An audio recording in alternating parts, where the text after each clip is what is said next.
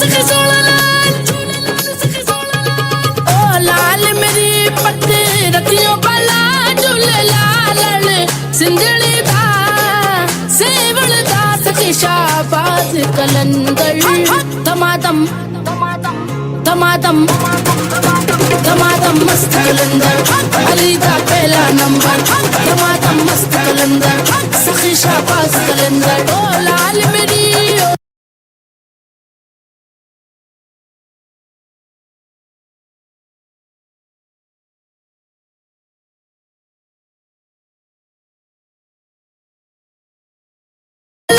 झूले लाल सिंधड़ी दा सेवल दा सखी शाबाज कलंदर धमाधम धमाधम धमाधम मस्त कलंदर अली दा पहला नंबर धमाधम मस्त कलंदर सखी शाबाज कलंदर ओ लाल मेरी ओ लाल मेरी हिंद सिंध बिरादरी नौबत बाजे जनना जनन तेरी नौबत बाजे जनन जन जनन जन जनना जनन जनना जनन तेरी नौबत बाजे नाल बजे गड़ी याल बला झूले लाल सिंधड़ी दा सेवल दा सखी शाबाज कलंदर धमाधम धमाधम धमाधम मस्त कलंदर अली दा पहला नंबर धमाधम मस्त कलंदर सखी शाबाज कलंदर ओ लाल मेरी ओ लाल मेरी हैदरी कलंदर मस्तम भंडाए मुर्तदाली हस्तम पेशवाए तमाम रिंदानम के सके कुशेरे यज़दानन ऊंचा रोजा पीरा तेरा ऊंचा रोजा पीरा तेरा हेट बगे दरियाओ बला झूले लाल सिंधड़ी दा सेवल दा सखी शाबाज कलंदर धमाधम धमाधम धमाधम मस्त कलंदर अली दा पहला नंबर धमाधम मस्त कलंदर सखी शाबाज कलंदर ओ लाल मेरी ओ लाल मेरी मौला अली मौला अली मौला अली मौला अली अली दा पहला नंबर धमाधम मस्त कलंदर सखी शाबाज कलंदर माना के जनाब पीता हूँ माना के जनाब पीता हूँ बाखुदा बेहिसाब पीता हूँ लोग लोगों का खून पीते हैं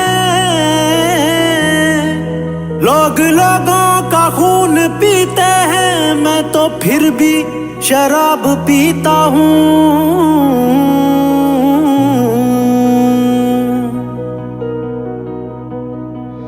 ये जो हल्का हल्का सुरूर है ये तेरी नजर का कसूर है कि शराब पीना सिखा दिया के शराब पीना सिखा दिया ये जो हल्का हल्का सुरूर है ये तेरी नजर का कसूर है ये शराब पीना सिखा दिया ये शराब पीना सिखा दिया ये जो हल्का हल्का सुरूर है ये तेरी नजर का कसूर है के शराब पीना सिखा दिया के शराब पीना सिखा दिया तेरे प्यार ने तेरी चाह ने तेरी बहकी बहकी निगाह ने मुझे एक शराबी बना दिया ये जो हल्का हल्का सुरूर है ये तेरी नजर का कसूर है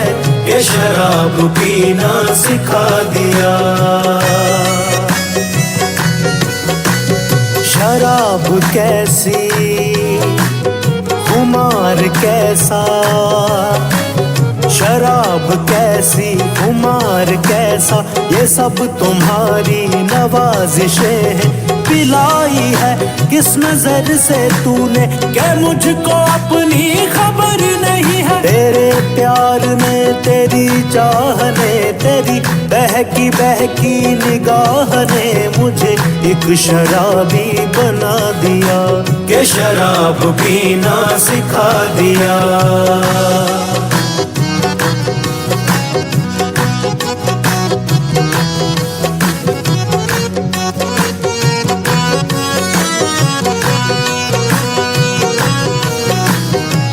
कौन है जिसने मैं नहीं पी है,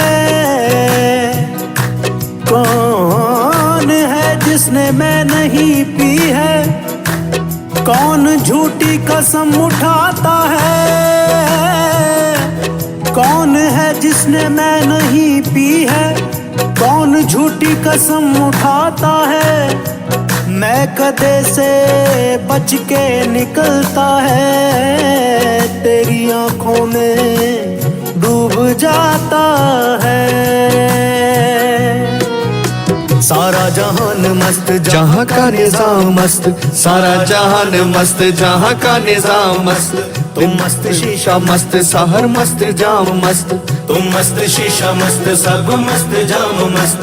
दिन मस्त रात मस्त, सहर मस्त, शाम मस्त, दिन मस्त रात मस्त, सहर मस्त, शाम मस्त। यूं तो साकी हर तरह की तेरे मैं खाने में है, यूं तो साकी हर तरह की तेरे मैं खाने में है। वो भी थोड़ी सी, वो भी थोड़ी सी, थोड़ी थोड़ी थोड़ी थोड़ी थोड़ी जो इन आंखों के पैमाने में है, वो भी थोड़ी सी जो इन आंखों के पैमाने। सब समझता हूँ तेरी इश्मा करी है साखी, काम करती है नजर और नाम है पैमाने का। सब समझता हूँ तेरी मेरी दोस्ती की बलाएं लो, काम मुझे हाथ उठा के दुआएं दो कि मैं इतनी ठंड में तुम्हारे लिए आ गया। मेरे बाद किसको सताओगे, मुझे किस तरह से बुलाओगे, कहाँ जाके तीर चलाओगे। ये मेरे जनू का है मौजज़ा, जहाँ तूने सर को झुका दिया वहाँ मैंने काबा बना दिया। मेरे बाद किसको सताओगे, किस किस को सताओगे मेरे बाद, सब समझता हूँ मेरे बाद किसको सताओगे, मुझे किस तरह से भुलाओगे, कहाँ जाके तीर चलाओगे। तेरे प्यार ने मेरी दोस्ती की बलाएं लो, मुझे हाथ उठा के दुआएं दो। निगाह ने मुझे एक शराब आहा बना दिया, ये जो हल्का हल्का सुरूर है, ये तेरी नजर का कसूर है। 12:11 30 नवंबर 2025 इतवार का खूबसूरत दिन शुरू हो चुका। तेरा प्यार है मेरा मैं पहुंच चुका, आप आ चुके, प्यार है महफिल तो अब जमेगी ना। जिंदगी और मुझे बिल्कुल इस चीज का अंदाजा है कि आप लोग बहुत ज्यादा तैयार और बहुत एक्साइटमेंट के साथ आज के प्रोग्राम को सुन रहे होंगे, क्योंकि पिछला प्रोग्राम जो है वो मैं अपनी मसरूफियत की बाइस नहीं कर पाया था और प्यार है सारा कराची का टूर, फिर वहां पे जिशानियन से मुलाकात, मेरा तमाम तरह एक्सपीरियंस, वो सब कुछ आप लोगों ने जानना होगा। और यकीनी तौर पर बहुत कुछ मेरे पास भी है आप लोगों को बताने के लिए। और आज एक और चीज के ऊपर भी हम बात करेंगे। बहुत सारे लोगों को कामयाब होने का बहुत शौक होता है और होना भी चाहिए, क्योंकि अगर आपके अंदर से ये हिस्स खत्म हो जाए कि आपने कामयाब होना है तो फिर तो जिंदगी का फायदा ही नहीं है ना। अगर आपके अंदर से ये शौक खत्म हो जाए कि आपने जिंदगी में बेहतर अपने लाइफस्टाइल को करना है या कामयाब होना है या किसी भी तरह प्रोग्रेस करना है, तो फिर आपकी पूरी जिंदगी बेकार है। फिर तो किसी वजह ही नहीं रहती है कि आप इस दुनिया में रहें अगर आपने आगे प्रोग्रेस ही नहीं करना है। तो सब लोग कुछ ना कुछ सोचते हैं, आप सुनते भी होंगे, पढ़ते भी होंगे, बात भी करते होंगे। मैं भी कोशिश करूंगा कि जो मुझे लगता है कि यार जिंदगी में आज के दौर में अपने सर आज के चीजों को सामने रखते हुए, प्रैक्टिकलिटी को सामने रखते हुए क्या जरूरी है कामयाब होने के लिए, या एटलीस्ट क्या चीज है जिसने मुझे बहुत ज्यादा हेल्प आउट किया, जितना भी मैं थोड़ा बहुत सक्सेसफुल हूँ लाइफ में, क्या चीज है जिसने मुझे हेल्प आउट किया, उसके ऊपर आज हम बात करेंगे। और कहते हैं कि अच्छा मशवरा जो होता है वो अमानत होती है, जरूर देना चाहिए। सो जरूर आज हम आपके साथ वो भी शेयर करेंगे और भी बहुत सारी बातें होंगी, कॉल्स भी लेने की कोशिश करेंगे, बहुत मजा मजा आने वाला है आज के प्रोग्राम में, लेकिन मुझे अच्छी तरह अंदाजा है कि आप लोग जुमेरात को कहीं ये गाना तो नहीं सुन रहे थे। जिंदगी के मुझे लग रहा है कि आप ये जो परसों जुमेरात गुजरा है, क्योंकि मेरा प्रोग्राम होता है हर जुमेरात 12 से 2 101 इंटरनेशनल, और मैं नहीं आया तो कहीं आपकी प्लेलिस्ट में ये गाना तो नहीं चल रहा था। जरा सुनिएगा इसको। कोई दोस्त आया न हमको नजर, हमने घबरा के तन्हाइयों से मेरा और आपका साथ ठीक अब से लेकर 2 बजे तक है। के साथ मोहब्बत, चाहत, खलूस से भरपूर, और दुश्मन को खुद हम सफर कर लिया। ये जो ताल्लुक है मेरा और आपका, ये कुछ डिफरेंट है, ये कुछ अलग है। लेकिन क्या आप ये गाना तो नहीं सुन रहे थे? सादगी तो हमारी जरा देखिए, एतबार ज़िशान आपके वादे पर कर लिया। सादगी तो हमारी जरा देखिए, सादगी तो हमारी जरा देखिए, एतबार आपके वादे पर कर लिया। सादगी तो हमारी जरा देखिए, सादगी तो हमारी जरा देखिए, एतबार आपके वादे पर कर लिया।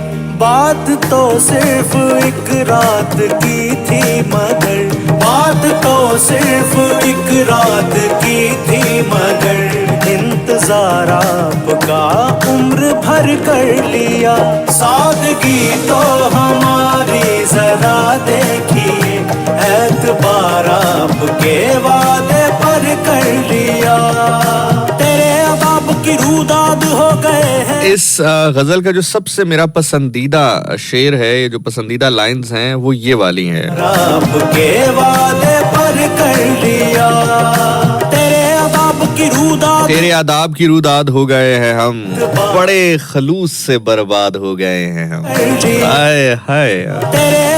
You know what, basically what I want to tell you, all the people out there, जो यंगस्टर्स मुझे सुन रहे हो यार, आज अगर थोड़ी बहुत गरीबी में भी हो, थोड़ी सी परेशानी है, किसी एक ऐसे घर में रह रहे हो जहाँ पर सिर्फ 2 कमरे हैं, बहन भाई 6-7 हैं, वालिदैन है, 9-10 बंदे 2 कमरों में एडजस्ट कर रहे हो, सुबह घर से निकलते हो, शाम में वापस जाते हो, ठंडी रोटी घर में मिलती है, मिक्स सब्जी बनाई गई होती है, ओवन अभी है नहीं, खुद जो है फ्राई पैन में उसको गर्म करते हो, या फिर शामी कबाब घर में पड़ा होता है, उसको फ्राई करके रोटी उसके साथ खा लेते हो, या अंडा पड़ा होता है, उसको थोड़ा बहुत पैंट के उसमें मिर्चें डाल के एक आध रोटी खा के सो जाते हो ठंडा पानी पी के। Just keep fighting, just keep fighting, just keep fighting for your life, trust me the table will turn. और जिंदगी में एक लाइन पकड़ो, एक गोल पकड़ो, अपने आप को असेस कर लो कि यार तुम किस चीज में बेहतर हो, और किस चीज में बेहतर हो ये जानने के लिए सबसे इंपॉर्टेंट है कि तुम्हें ये पता हो कि तुम जिंदगी में करना क्या चाह रहे हो, क्योंकि आप जिंदगी में सिर्फ उस चीज में ही बेहतर हो सकते हैं जो आप करना चाह रहे होते हैं। एक नेचुरल फिनोमिनन है, मैं बड़े राज की बात तुम्हें ये बता रहा हूँ। बहुत सारे लोग कहते हैं ना कि यार वो करो जिसमें तुम बेहतर हो, वो करो जिसमें तुम बेहतर हो। भाई कैसे पता चले कि हम किसमें बेहतर हैं? सो आप किसमें बेहतर हैं ये जानने के लिए आप ये देखें, ये ऑब्जर्व करें कि आप करना क्या चाह रहे हैं लाइफ में, आपको क्या करना अच्छा लगता है, आपको क्या करना पैशनेट लगता है। जब वो आपको पता चल जाए देन फिर आप ऑटोमेटिकली जिंदगी में बेहतर करोगे। फिर वो लाइन पकड़ लो, फिर उस पर मेहनत करो, फिर उसमें भूखे रहना पड़े, उसमें सर्दी सहनी पड़े, उसमें गर्मी सहनी पड़े, जस्ट गो फॉर दैट। और ये स्टैंजा है ना कि तेरे अदाब की रूदाद हो गए हैं हम, बड़े खलूस से बर्बाद हो गए। और इसमें ये पर्सनल रिलेशन भी आता है। फॉर एग्जाम्पल, अगर तुम्हें कोई बंदा पसंद है, बंदी पसंद है, तुम इसकी साथ तुम्हारी शादी हो गई है, तुम्हारी वाइफ बन गई है, तुम्हारा हस्बैंड बन गया है वो, या तुम सोच रहे हो कि इसके साथ शादी करनी है, सो अगर वाकई में ही इश्क हो गया है, पसंद हो गया है, तो फिर नेगेटिविटी पॉजिटिविटी नहीं देखी जाती। फिर जिस तरह यार कहे बिस्मिल्लाह, और बस फिर उसको देखते जाओ, मुस्कुराते जाओ, उसके होने को ही गनीमत जानो। वो कहता है कि तुझसे ना उम्मीद है ना कोई तवक्का, ना तुझसे कोई उम्मीद है ना तवक्का, इस शहर में तेरा होना ही बहुत है। तो बस उसको देखते जाओ, मुस्कुराते जाओ, हंसते जाओ, और ये कहते जाओ कि तेरी अदाब की रूदाद हो गए हम, वे झलिया बड़े खलूस से बर्बाद हो गए हम, की रूदाद हो गए हैं हम, बड़े खलूस से बर्बाद हो गए हैं हम। जरा देखिए सादगी तो हमारी जरा देखिए, एतबार आपके वादे पर कर लिया।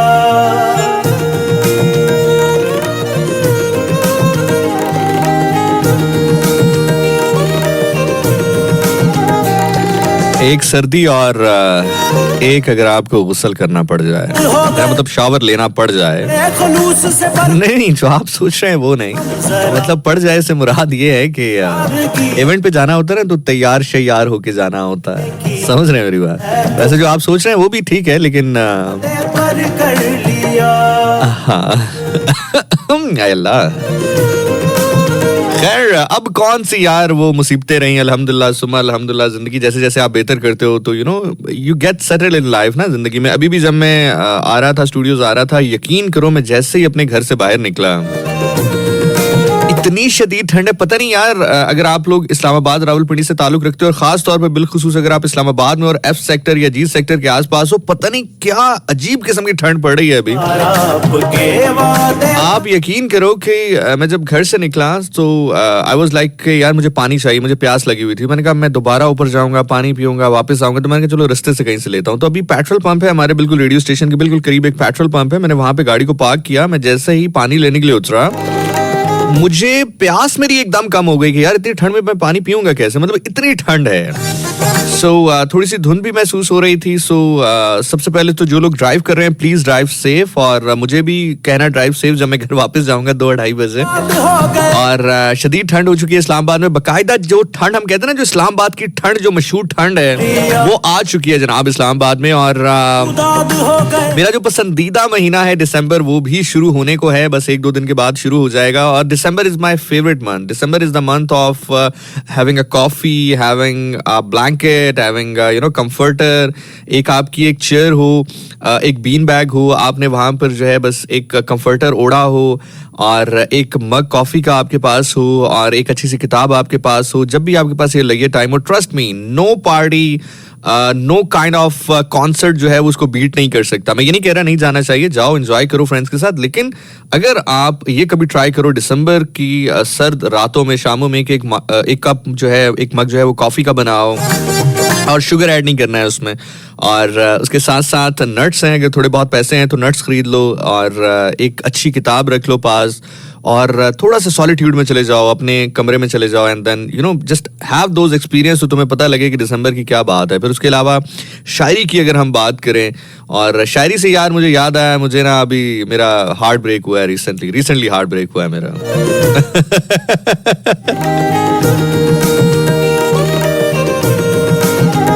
सारे मिलके पूछे कैसे, तो फिर बताता हूँ कैसे।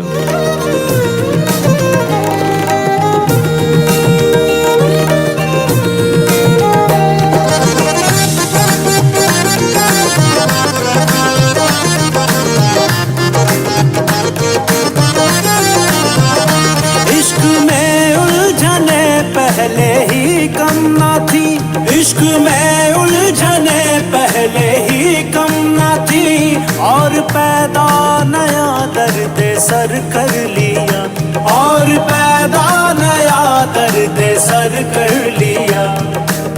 इश्क को दर्द सर कहने वालों सुनो, इश्क को दर्द सर कहने वालों सुनो, कुछ भी हो हमने ये दर्द सर ले लिया, कुछ भी हो हमने ये दर्द सर ले लिया। अब वो निगाहों से बच के कहाँ जाएंगे, अब वो निगाहों से बच के कहाँ जाएंगे, अब तो उनके मोहल्ले में घर ले लिया, अब तो उनके मोहल्ले में घर ले लिया। इश्क में उलझने पहले ही कम ना थी, इश्क हाँ तो हुआ कुछ यूं, बिल्कुल सही कह रहे हैं कि इश्क में उलझने पहले ही कम ना थी। हुआ कुछ यूं कि जैसे जैसे आप आगे बढ़ते हैं ना, मुझे ये भी जिंदगी में समझ में आया कि आपका जो थ्रेशोल्ड है वो चेंज होना शुरू हो जाता है। मतलब एक सर्टेन उम्र आपकी होती है जिसमें आपको खूबसूरती अट्रैक्ट करती है, एक सर्टेन उम्र होती है फिर जिसमें आपको पैसा अट्रैक्ट करता है, फिर एक सर्टेन उम्र आपकी होती है जिसमें आपको डिफरेंट चीजें अट्रैक्ट करती हैं। तो अब जिस उम्र के हिस्से में मैं हूँ अल्हम्दुलिल्लाह सुम्मा अल्हम्दुलिल्लाह, तो चूंकि खूबसूरती देख चुका जिंदगी में, खुद भी बहुत हूँ अल्हम्दुलिल्लाह। और पैसे की अगर हम बात करें सो वो भी थोड़ा बहुत, चलो जितना अल्लाह ने नसीब में दिया है वो भी कमा चुके। और ये चीजें अब उतनी अट्रैक्ट नहीं करती, अब अट्रैक्ट करती हैं वो चीजें जो कि रेयर हो ना, मतलब लोगों का ऑनेस्ट हो जाना, या लोगों का इंटेलेक्चुअल होना, या लोगों का किसी ऐसे मुद्दे के ऊपर बात करना जिसमें बहुत बहुत कम लोग करते हैं और इतने अच्छे अंदाज में करना, तो ये सारी चीजें अट्रैक्ट करती हैं। तो हुआ कुछ यूं और पैदा नया कि मैंने ओपन किया तो एक रील मेरे सामने आई और उस रील में खातून थी जो कि बहुत ही खूबसूरत शायरी पढ़ रही थी। मतलब एक तो शायरी बहुत खूबसूरत थी, एक उनके पढ़ने का अंदाज बहुत उम्दा था, बहुत कमाल अंदाज था। इश्क में मैं बिल्कुल नाम भी ले लेता, लेकिन जो चीज आगे हुई उसको देखते हुए मैं नाम लेना मुनासिब नहीं समझता। सो हुआ कुछ यूं कि जैसे ही मैंने वो वीडियो देखी तो it was very good video. Like मतलब आप यूं समझिए कि अब जाहिर है लाइक सर्दियों की शाम हो, आप किताब पढ़ना शुरू करने ही वाले हों, अम्मी आपसे कह रही हों कि लाइट्स ऑफ कर दो, गेट को ताला लगाओ, बाउंसर को बंद कर दो। मतलब ये सारी चीजें आप जो है बतौर वालदा का नौकर जो है वो आप पूरी कर रहे हों और उसके बाद आप आराम से जो है वो अपने बेड पे बैठे, कॉफी का मग रखें, किताब जो है वो खोलने लगें और अपना फोन फाइनल टाइम चेक करेंगे, कोई व्हाट्सएप तो नहीं आया, किसी का कोई रिप्लाई तो नहीं करना है। तो आप जैसे ही इंस्टा खोल लें उस चक्कर में सो एक रील आपके सामने आए जो कि बहुत ही जबरदस्त, बड़ी एक डेप्थ और बड़ी मुश्किल से एक शायरी और पढ़ने वाली बहुत ही बेहतर अंदाज में उसको जो है अदायगी उसकी कर रही है। तो आप ठहर जाएं थोड़ी देर के लिए कि यार क्या बात है, क्या अदायगी है, क्या खूबसूरत अदायगी है। सो मैंने क्या किया कि मैंने वो जो रील थी उसके प्रोफाइल पे क्लिक किया। सो प्रोफाइल पे जब मैंने क्लिक किया तो उसके ऊपर लिखा था आरजे, मतलब वो किसी स्टेशन पे आरजे थी। सो मैंने कहा अच्छा, इसीलिए माशाल्लाह इतनी खूबसूरत अदायगी है, इतनी खूबसूरत आवाज है। तो उसमें लाइक वो आ रहा था फॉलो बैक का ना, मतलब कि अगर आपको किसी ने फॉलो किया हो तो ऊपर आ रहा होता है फॉलो बैक, तो उन्होंने फॉलो भी किया था शायद इसी सेंस में, कहीं वो न्यूज़ फीड में भी आ रही थी। सो खैर हुआ ये कि मैंने कहा यार, खैर मैंने जब देखा तो वो एक बिल्कुल स्टार्टिंग उनका एक करियर था आरजे होने का ना, तो मैंने कहा चलो अप्रिशिएट कर देते हैं, अच्छी बात है, अप्रिसिएशन करनी चाहिए, जो यंगस्टर्स हैं उनको अप्रिशिएट करना चाहिए। तो मैंने जैसे ही वो मैसेज का टैब खोला तो उस पे कोई 2 साल पुराना मैसेज उनका आया हुआ था जो कि मैंने सीन ही नहीं किया था और मतलब वही था, तारीफी जुमले थे एंड ऑल दैट, और हम फैन हैं एंड ऑल दैट। तो वो एक अच्छा मैसेज था। सो अब आप कहेंगे कि इस पूरे सिनेरियो में हार्ट ब्रेक कहाँ हुआ? हार्ट ब्रेक ऐसे हुआ कि वो एक उनका होता है ना कि मतलब सेम जब मैंने फेसबुक के ऊपर देखा तो फ्रेंड रिक्वेस्ट आई हुई थी। वो शायद ये इंस्टा और फेसबुक चूंकि एक ही कंपनी से हैं तो ये इंटरलिंक करते हैं कि अगर आप किसी का प्रोफाइल खोलते हैं तो फिर फेसबुक आपको वही सजेस्ट करना शुरू करता है। सो खैर वो मैसेज आया हुआ था, उस चक्कर में मैं अपने काम शाम में लग गया। उसके बाद खैर मैंने किताब शिताब पढ़ी, मैं कॉफ़ी शॉफ़ी पीने लगा। तो उसके बाद हुआ कुछ यूँ कि मैंने जब फेसबुक ओपन किया तो सजेशन में आया कि you might know that person, तो वो फ्रेंड रिक्वेस्ट आई हुई थी उनकी तरफ से। तो मैंने जैसे ही उस पर क्लिक किया तो वो प्रोफाइल लॉक्ड होता है ना, मतलब आप पूरी कंप्लीट चीज़ें आपको नज़र नहीं आती जब तक आप फ्रेंड रिक्वेस्ट एक्सेप्ट नहीं करते हैं। तो मैंने जैसे ही एक्सेप्ट की तो पिछले हफ्ते ही उनकी शादी हो गई थी और तो उन्होंने पिछले हफ्ते अपनी शादी की तस्वीरें डाली हुई थी। तो मैंने फिर चुप रहना मुनासिब समझा और चुप ही रहा। मैं वैसे भी चुप ही रहता, लेकिन जॉब है, अल्लाह हाफ़िज़, सदा सुहागन रहो। So this is how it is यार। मतलब एक तो हमारी जिंदगी में जो आता है सारे शादीशुदा होते हैं, और जो शुदा नहीं होते हैं वो नखरे शुदा होते हैं, और जो नखरे शुदा भी नहीं होते हैं उनको समझ भी नहीं आ रही होती है कि हम हैं क्या। तो अब बंदा जाए तो कहाँ जाए, मतलब करे तो क्या करे। ज़ीशान अब क्या होगा?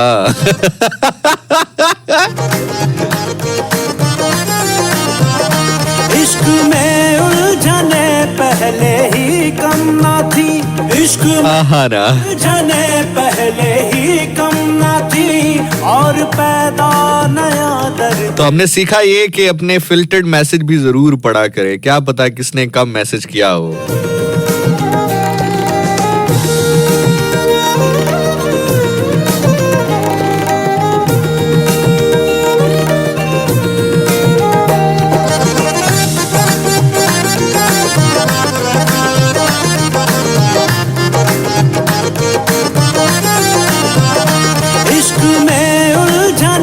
पहले ही कम ना थी, इश्क में उलझने पहले ही कम ना थी, और बाय द वे मैं कराची गया, मुझे कराची वालों ने एक टेंशन दे के भेज दिया है यार। कराची वालों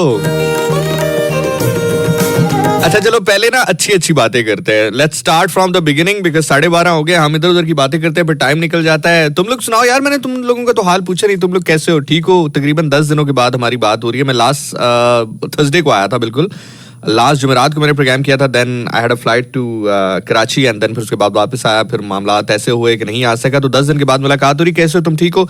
जल्दी से मुझे बताओ तुम लोग कैसे हो. उसके बाद फिर हम स्टार्ट करते हैं अपनी जर्नी कि क्या हुआ, कैसे हुआ और कैसे मुझे कराची ने टेंशन दी. मजा कैसे आया और कैसे नहीं आया जरूर बताना. लाइक मैं बताऊंगा लेकिन तुम पहले बताओ तुम लोग ठीक हो? क्या कर रहे हो आजकल लाइफ में? ठीक हो? कोई टेंशन परेशानी मसला तो नहीं है? बाय द वे आज बतौर ड्यूटी ऑफिसर मेरे साथ बड़ा ही जबरदस्त नाम मौजूद है यार. और खुद आरजे भी हैं. बहुत अच्छी आवाज है इनकी. आरजे नोमान क्यानी है ना? राजा अब्बासी है. सॉरी यार. अच्छा पता नहीं क्यानी मेरे माइंड में असल में गजनफर क्यानी ना. हम प्यार बड़ा करते हैं गजनफर को तो हर बंदा ही हमें क्यानी लगता है.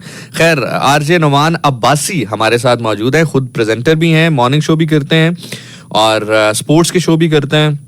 और बड़े अच्छे आदमी हैं, बड़े हैंडसम आदमी हैं, बड़े अच्छे आरजे हैं और आने वाले दौर के बड़े बेहतरीन, अब तो बहुत अच्छे आरजे, आने वाले दौर के स्टार आरजे हैं इंशाल्लाह. So Numan thank you so much यार. आज मेरे साथ बतौर ड्यूटी ऑफिसर मौजूद हैं और बस अल्लाह खैर करे. खैर 12:28 आप लोग कैसे बताएं. देन फिर हम स्टार्ट करते हैं अपनी जर्नी.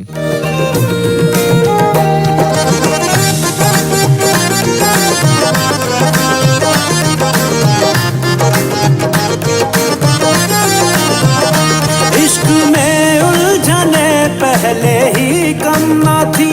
इश्क में उलझने पहले ही कम ना थी. और पैदा नया दर्द सर कर लिया. और पैदा नया दर्द सर कर लिया. इश्क को दर्द सर कहने वालों सुनो. इश्क को दर्द सर कहने वालों सुनो. कुछ भी हो हमने ये दर्द सर ले लिया.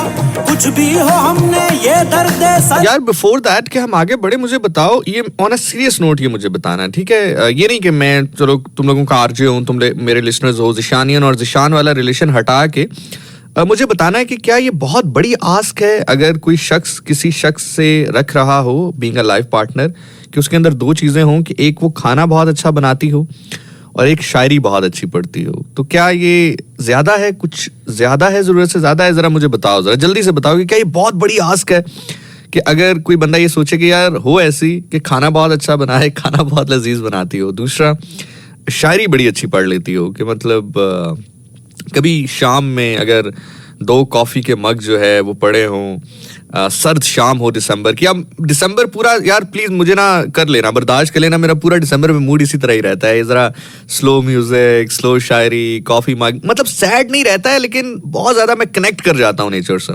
सो आप लोग भी कीजिएगा इस साल ये दिसंबर ना आप मेरे साथ सेलिब्रेट करें. You would love it. So क्या ये बहुत बड़ी आस्क है? जरा बताना मुझे.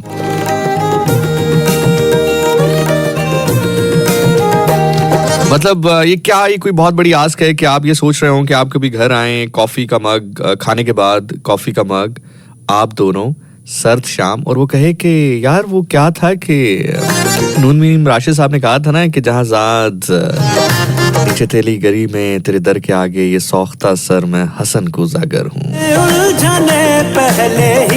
जहां जाद गली में नीचे दर के आगे हसन को जागर हूँ.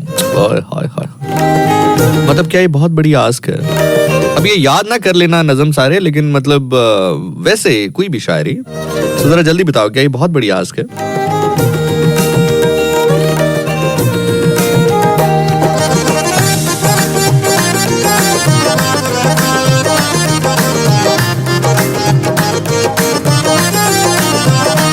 इश्क में उलझने पहले ही कम ना थी. इश्क में उलझने पहले ही कम ना थी. और पैदा नया दर्द सर. हाँ मैं एक चीज बताता जाऊं कि शायरी से मेरी मुराद ये नहीं कि शायरा हो. अगर शायरा हो तो फिर तो माय गॉड, लेकिन इतना मेरा नसीब नहीं है. इतना इस मामले में मैं इतना लकी नहीं हूँ. ये मुझे कराची वालों ने कह के भेजा है. कराची वालों ने क्या कह के भेजा है मैं बताऊंगा तुम लोगों को, मुझे याद करवाना अगर मैं भूल भी जाऊं.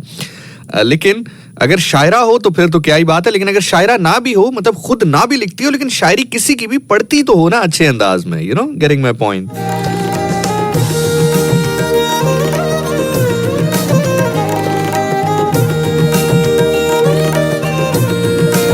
बाय द वे आज कुछ शायरी मैं भी आपको सुनाऊंगा प्रोग्राम के एंड में।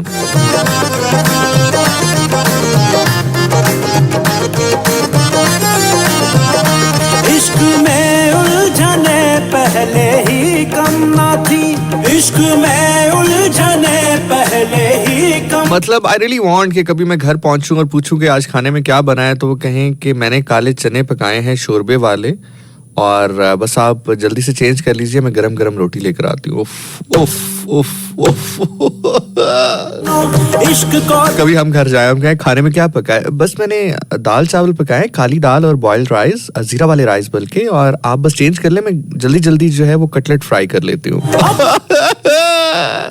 कहाँ जाएंगे मतलब बहुत ही, मैं तो इकोनॉमिकल आदमी हूँ यार। मतलब चावल जीरे वाले बनाने में और काली दाल बनाने में कितना टाइम लगता है, और जो कटलेट है वो हम मिल के बना लिया करेंगे, no issues at all. Fry तुम कर लेना, कभी मैं कर लूंगा, लेकिन हम तो वो हैं भी नहीं कि जो कहें कि अल्फ्रेडो पास्ता ते चीनो पास्ता ते क्रीनियो पास्ता ते पता नहीं केड़ा केड़ा पास्ता बनाओ। हम तो बड़े सादे से लोग हैं, दाल रोटी वाले लोग हैं। अच्छा बातें मैं कर रहा हूँ, नुमान वैसे ही पिंक पिंक हो रहा है। नुमान तुम क्यों ब्लश कर रहे हो यार, कुछ याद आ रहा है तुम्हें? आएगा आएगा, अपना टाइम आएगा।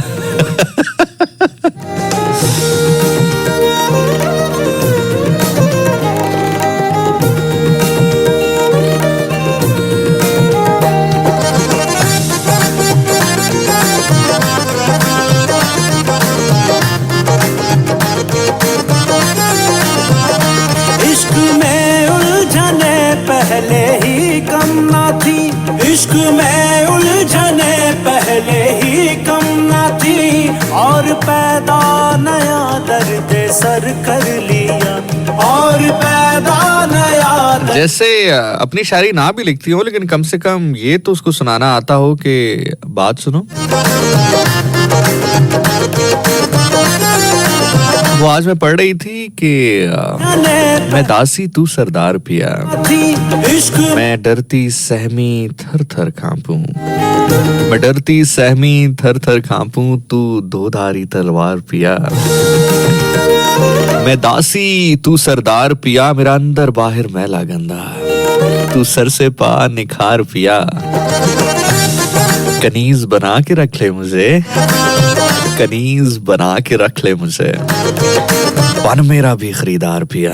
इश्क में उलझने पहले ही कम ना थी, इश्क में उलझने पहले ही कम थी, और पैदा नया दर्द सर कर लिया, और पैदा नया दर्द सर कर लिया। इश्क को दर्द सर कहने वालों सुनो, इश्क को दर्द सर कहने वालों सुनो, कुछ भी हो हमने ये दर्द सर ले लिया, कुछ भी हो हमने ये दर्द सर ले लिया। अब वो निगाहों से बच के कहाँ जाएंगे, अब वो निगाहों से बच के कहाँ जाएंगे, अब तो उनके मोहल्ले में घर ले लिया, तो उनके मोहल्ले में घर ले लिया। इश्क में उलझने पहले ही कम ना थी, इश्क में उलझने पहले ही कम ना थी, और पैदा नया दर्द सर कर लिया, और पैदा नया दर्द सर कर लिया। लोग डरते हैं कातिल की परछाई से, लोग डरते हैं कातिल। देखो तुम काली दाल जीरे वाले राइस और आलू के कटलेट बना लेना, कर लिया तुम्हारे लिए दही भले चना चाट गोलगप्पे आइसक्रीम सूप मैं ले आऊंगा, और किंडर जॉय भी ले दूंगा, बड़े वाला लेस भी ले दूंगा, और बड़े वाली चॉकलेट भी ले दूंगा। कर लिया, और तुम बस काली दाल जीरे वाले चावल और आलू वाले कटलेट बना लेना, कम ना थी, और शोरबे वाले काले चने बना लेना, घर ले लिया, और कभी कभी इतवार को पाए बना लेना। पाए आते हैं बनाने? जाने पहले ही कम ना थी, इश्क में उलझना इस हिसाब से तो मुझे शादी गुजरांवाला करनी चाहिए। थी, पैदा नया हाय हाय, कर लिया, मजा आ रहा है। पैदा नया चलो शुरू करते हैं यार सफरनामा। लोग डरते हैं कातिल की परछाई से, लोग डरते हैं कातिल की परछाई परछाई से हमने कातिल के दिल में भी घर कर लिया। सादगी तो हमारी जरा देखिए, एतबार आपके वादे पर कर लिया।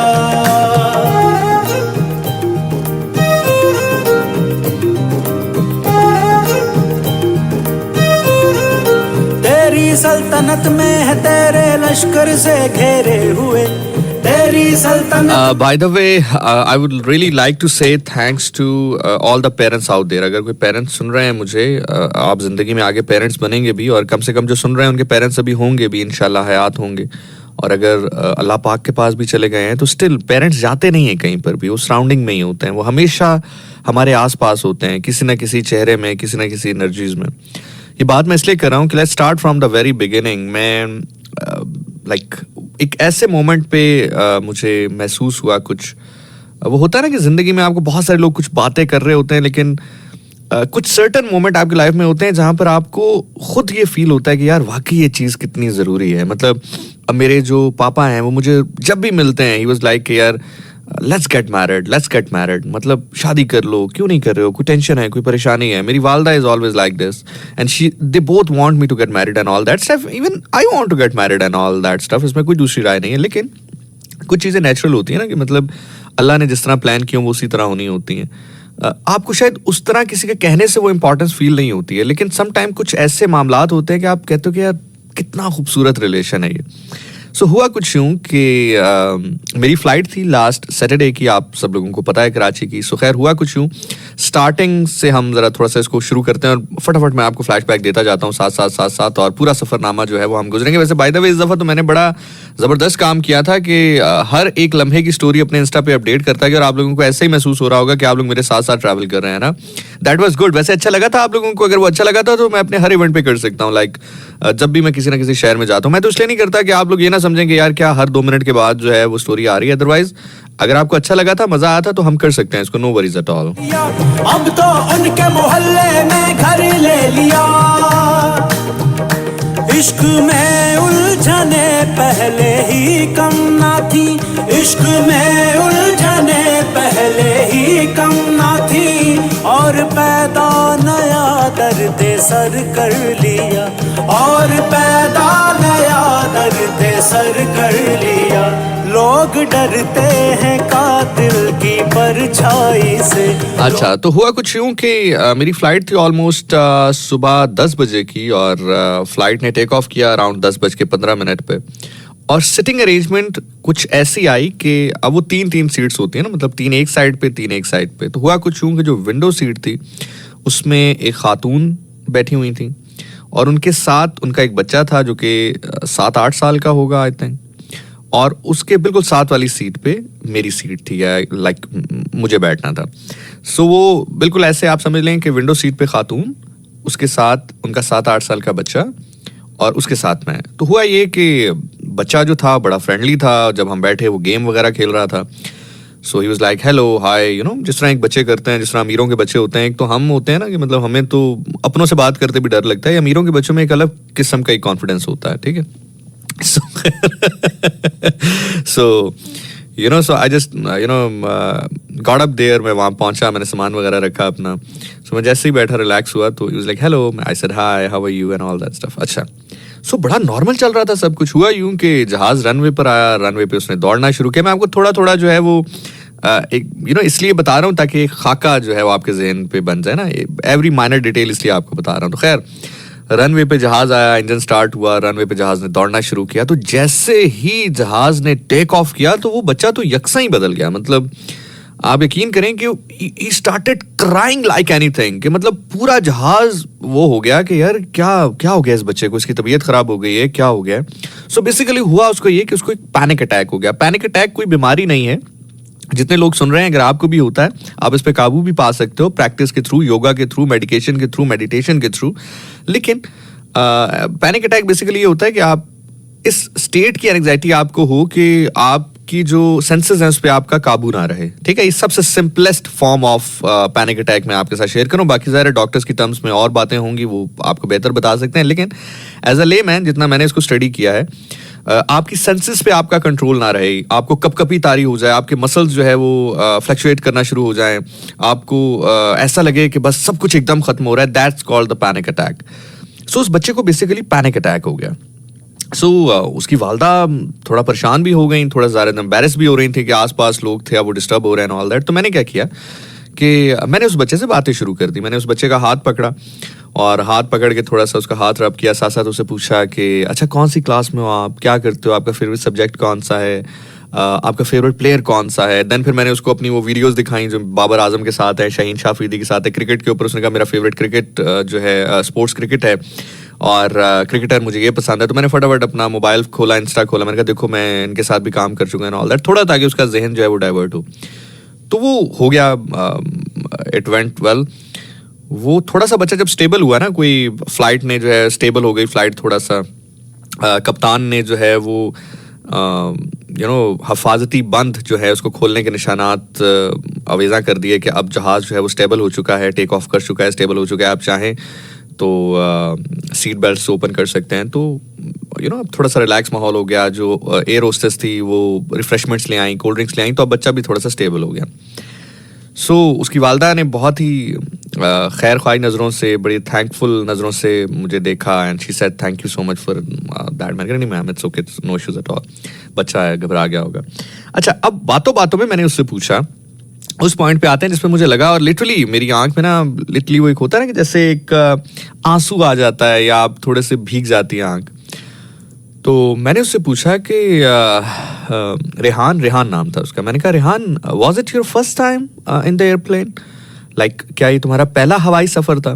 तो he said no, I have been to the airplane several times before, कि मैं पहले भी बहुत दफ़ा हवाई सफ़र कर चुका हूँ। तो मैंने कहा फिर क्या हुआ, आज क्या हुआ? अभी तो कोई टर्बुलेंस भी नहीं थी फ्लाइट में, ऐसी होता है ना समटाइम फ्लाइट में टर्बुलेंस होती है, फ्लक्चुएशन होती है, तो बच्चा घबराता है या इवन बड़े घबराते हैं।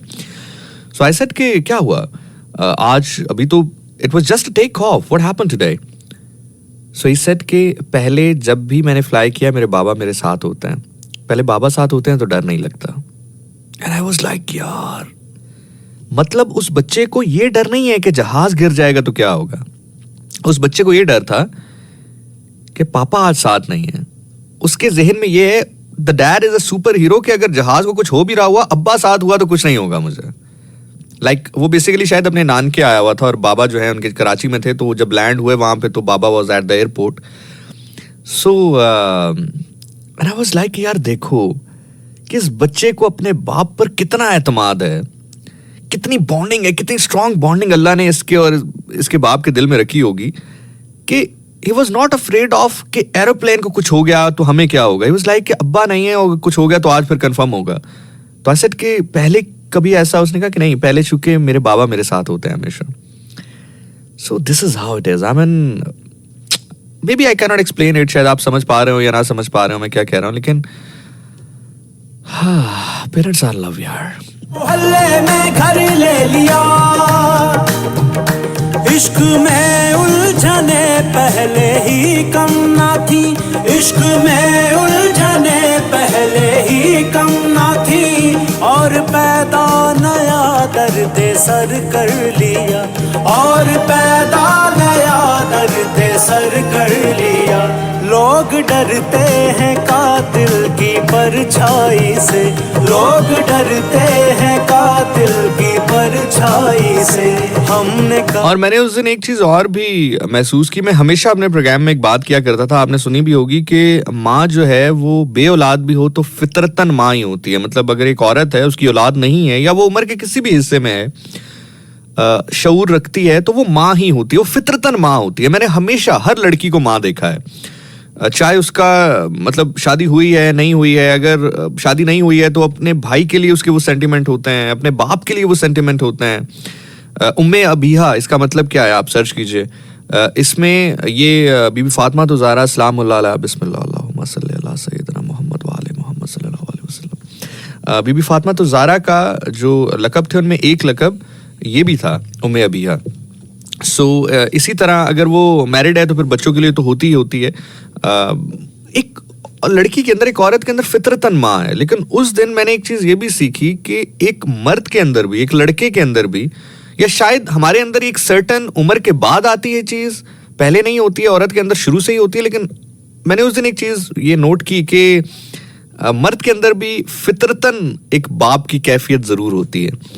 So the moment I held his hand, the moment, you know, I tried to comfort him, it was something very, very, very happening, and it is something very soothing. Not for him only, for me too.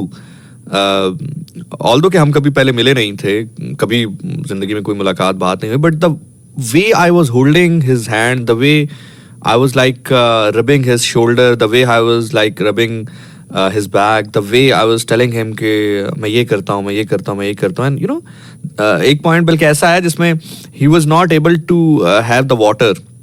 He was continuously crying, so I just took the water from the air hostess and I said कि मुझे दीजिए, तो मैंने बड़े प्यार से उसको पिलाया। So अपने लिए कोशिश करो जिंदगी में, अगर तुम कामयाब भी होना चाहते हो ना, मैंने स्टार्ट में एक बात कही थी कि आज हम जरा कामयाबी के ऊपर भी बात करेंगे। अपने आप को खैर का एक जरिया बना लो हर बंदे के लिए। हम ये सोचते हैं कि यार हम हर बंदे की मदद कैसे करेंगे। मदद फाइनेंशियली नहीं होती है हर टाइम आपने पैसे से मदद नहीं करनी होती है। कभी आप किसी को मुस्कुरा के भी मदद करते हो, कभी किसी को सही रास्ता बता के भी मदद करते हो, कभी किसी को हंसा के भी मदद करते हो, कभी किसी को किसी डर से बाहर निकाल के भी मदद करते हो। अपने आप को खैर का रास्ता बना लो।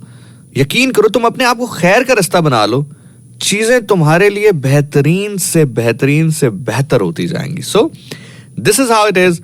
आगे बढ़ते हैं। फ्लाइट लैंड हो गई, बच्चा अपने अब्बा के पास चला गया, उसकी अम्मा अपने शौहर के पास चली गई और हम अपना बैग उठा के अपनी टीम की तरफ चले गए।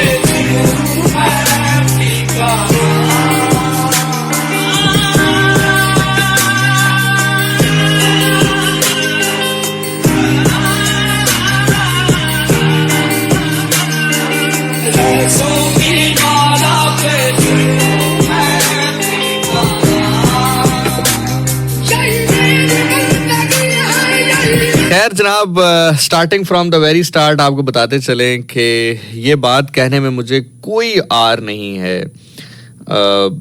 आई परफॉर्म्ड इन लाहौर। लाहौर तो मेरा दिल है ना, मेरी जान है लाहौर। मुझे इवन अगर ये बात मैं कहूँ, मुझे कहने में कोई आर नहीं है कि अगर मुझे सारी ज़िंदगी कहीं पर अपने आप को सेटल करना पड़े ना, अगर आप मुझे ऑप्शन दें कि कहाँ पे आप अपनी पूरी ज़िंदगी गुजारना चाहते हैं, सो I would prefer to go in Lahore.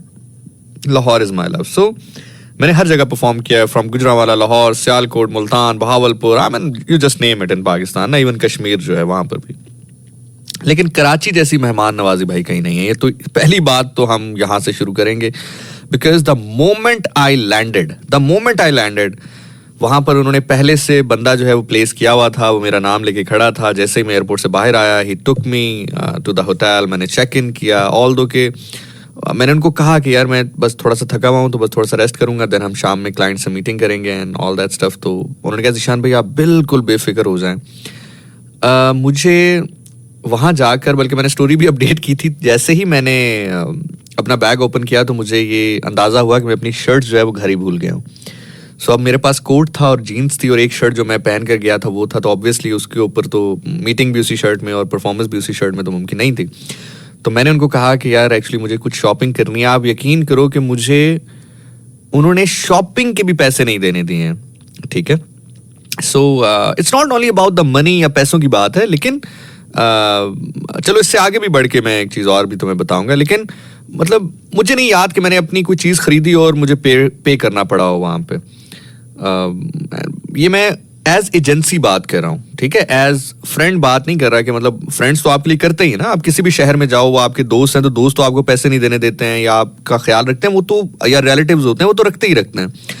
लेकिन ये जो एक्टिवेशन एजेंसीज होती हैं ना, ये इनकी कॉस्ट कटिंग बड़ी स्ट्रिक्ट होती है, बहुत कॉस्ट कटिंग कर रहे होते हैं, तो ये उस तरह पैसा नहीं लगाते हैं आपके ऊपर। बस जो आपके साथ डिसाइड हो जाता है कि भाई ये पैसे आपके डिसाइडेड हैं, इसके अलावा आपको हम ये फैसिलिटी दे रहे हैं, एयर टिकट दे देंगे, होटल दे देंगे, और ये आपके साथ पैसे हमारे डिसाइडेड हैं, जो आपकी होस्टिंग की फीस है, ये परफॉर्मेंस की फीस है, बस ये डन हो जाते हैं। तो उससे आगे पीछे ना हम एक्सपेक्ट करते हैं, ना उनको देने चाहिए, ना हमें एक्सपेक्ट करना चाहिए, जो सीधी सी बात है। जब एक डील जो डन हो गई तो बात खत्म। तो अगर फॉर एग्जाम्पल शर्ट्स भूल कर आया था तो मैं भूल के आया था ना, उनकी गलती तो नहीं है। मैं जहां से भी उसको करूं वो मेरा काम है, पैसे नहीं ले रहा मैं, टू बी वेरी ऑनेस्ट। अच्छा, सो खैर वो मैंने जब उनको बताया तो the driver was there, the गाड़ी वॉज देयर, तो उन्होंने फटाफट मुझे डॉलमेन मॉल ले गए। मैंने वहां से 2-3 शर्ट्स पिक की और दे पेड। बल्कि मैंने बहुत मेहनत की उनकी कि नहीं यार ये प्लीज ये ना करें, प्लीज ये ना करें, but they didn't allow me to do that. बहरहाल सो एक तो मेहमान नवाज बहुत है कराची वाले, अल्हम्दुलिल्लाह। अच्छा, दूसरा ये हुआ कि मौसम कराची का बेहतरीन था, बेहतरीन मौसम था। मतलब अगर कोई कराची जाना चाहता है, अगर कोई सुन रहा है मुझे, और अगर कोई कराची जाना चाहता है घूमने के लिए, तो ये जो मौसम चल रहा है ये आइडियल मौसम है। दोपहर में आपको वो धूप मिलेगी, वो गर्मी मिलेगी जो कि मीठी धूप नहीं होती, जिसमें आप चल सकते हो, जिसमें आप जो है वो वॉक कर सकते हो, जिसमें बाहर जा सकते हो। आपको गर्मी उतनी शिद्दत से महसूस नहीं होगी कि बहुत ज़्यादा चुभे या बहुत ज़्यादा आपको तंग करे, बहुत ज़्यादा डिस्टर्ब करे, वैसी गर्मी नहीं है। जैसे ही शाम होगी ठंडी ठंडी हवा चलना शुरू हो जाती है, बहुत प्लेजेंट मौसम है। मतलब the ideal weather to be in the Karachi's. ये जो अभी महीना डेढ़ चल रहा है, तो अगले महीने डेढ़ में प्लान कर लो अगर तुम जाना चाहते हो तो, ठीक हो गया। अच्छा जी, सो उसके बाद क्या हुआ कि जब मैं शॉपिंग करके वापस पहुंचा, 2-3 घंटे सोया, उसके बाद उठा, उन्होंने कहा जी हमने क्लाइंट के साथ आपकी सर मीटिंग है। मीटिंग हुई। वो मीटिंग क्या थी बेसिकली, वो मैंने आपको शायद पहले भी बताया कि वो सिर्फ एक कॉफ़ी ही पीनी होती है, बस उन्होंने गपशप ही मारनी होती है। मीटिंग ऐसा कुछ ऐसा नहीं होता कि जिसमें आपने बहुत फोकस होकर कुछ सुनना हो।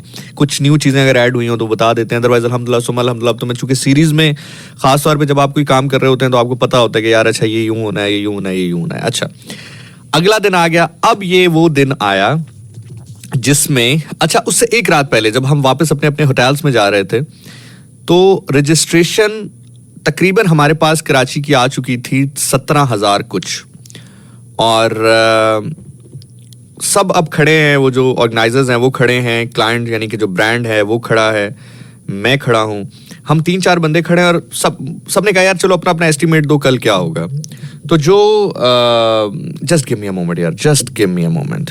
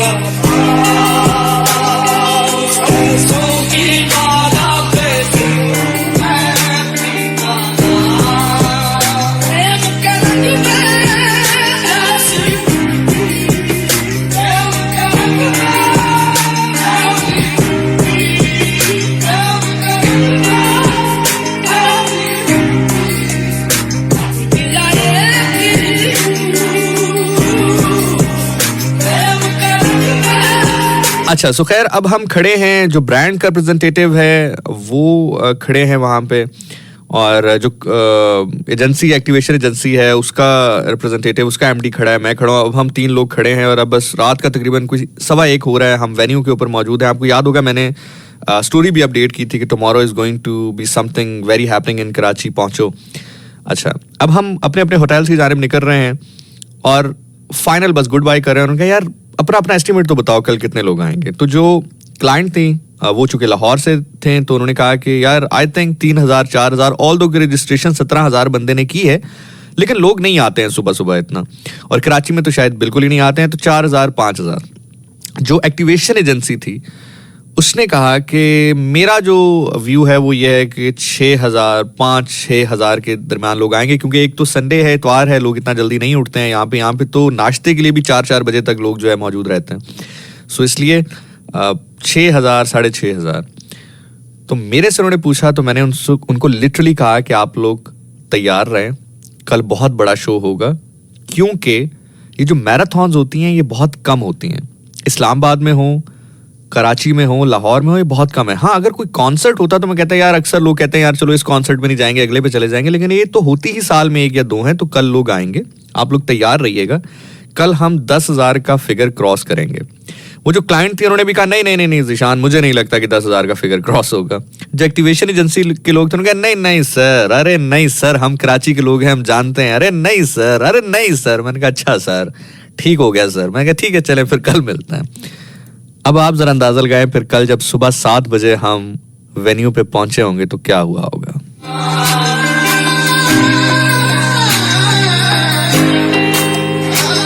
बल्कि कुछ निशानियां तो सुन रहे हैं जो वेन्यू पे थे भी, जरा आप बताइए फिर क्या हुआ वहां पर।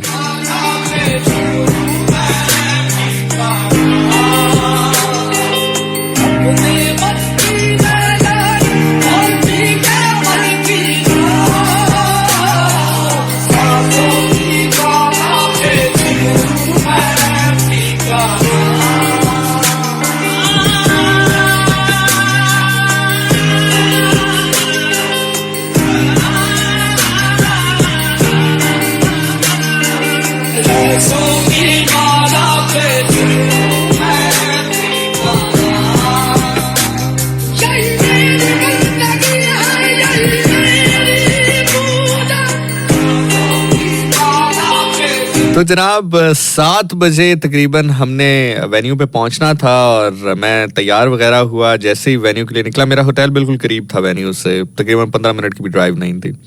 तो जैसे ही मैं बैठा तो मुझे कॉल आई जो एक्टिवेशन एजेंसी है उसके एमडी की, कि ज़ीशान सर कहाँ हैं आप, सर कहाँ हैं आप। मैंने कहा आ रहा हूँ रास्ते में।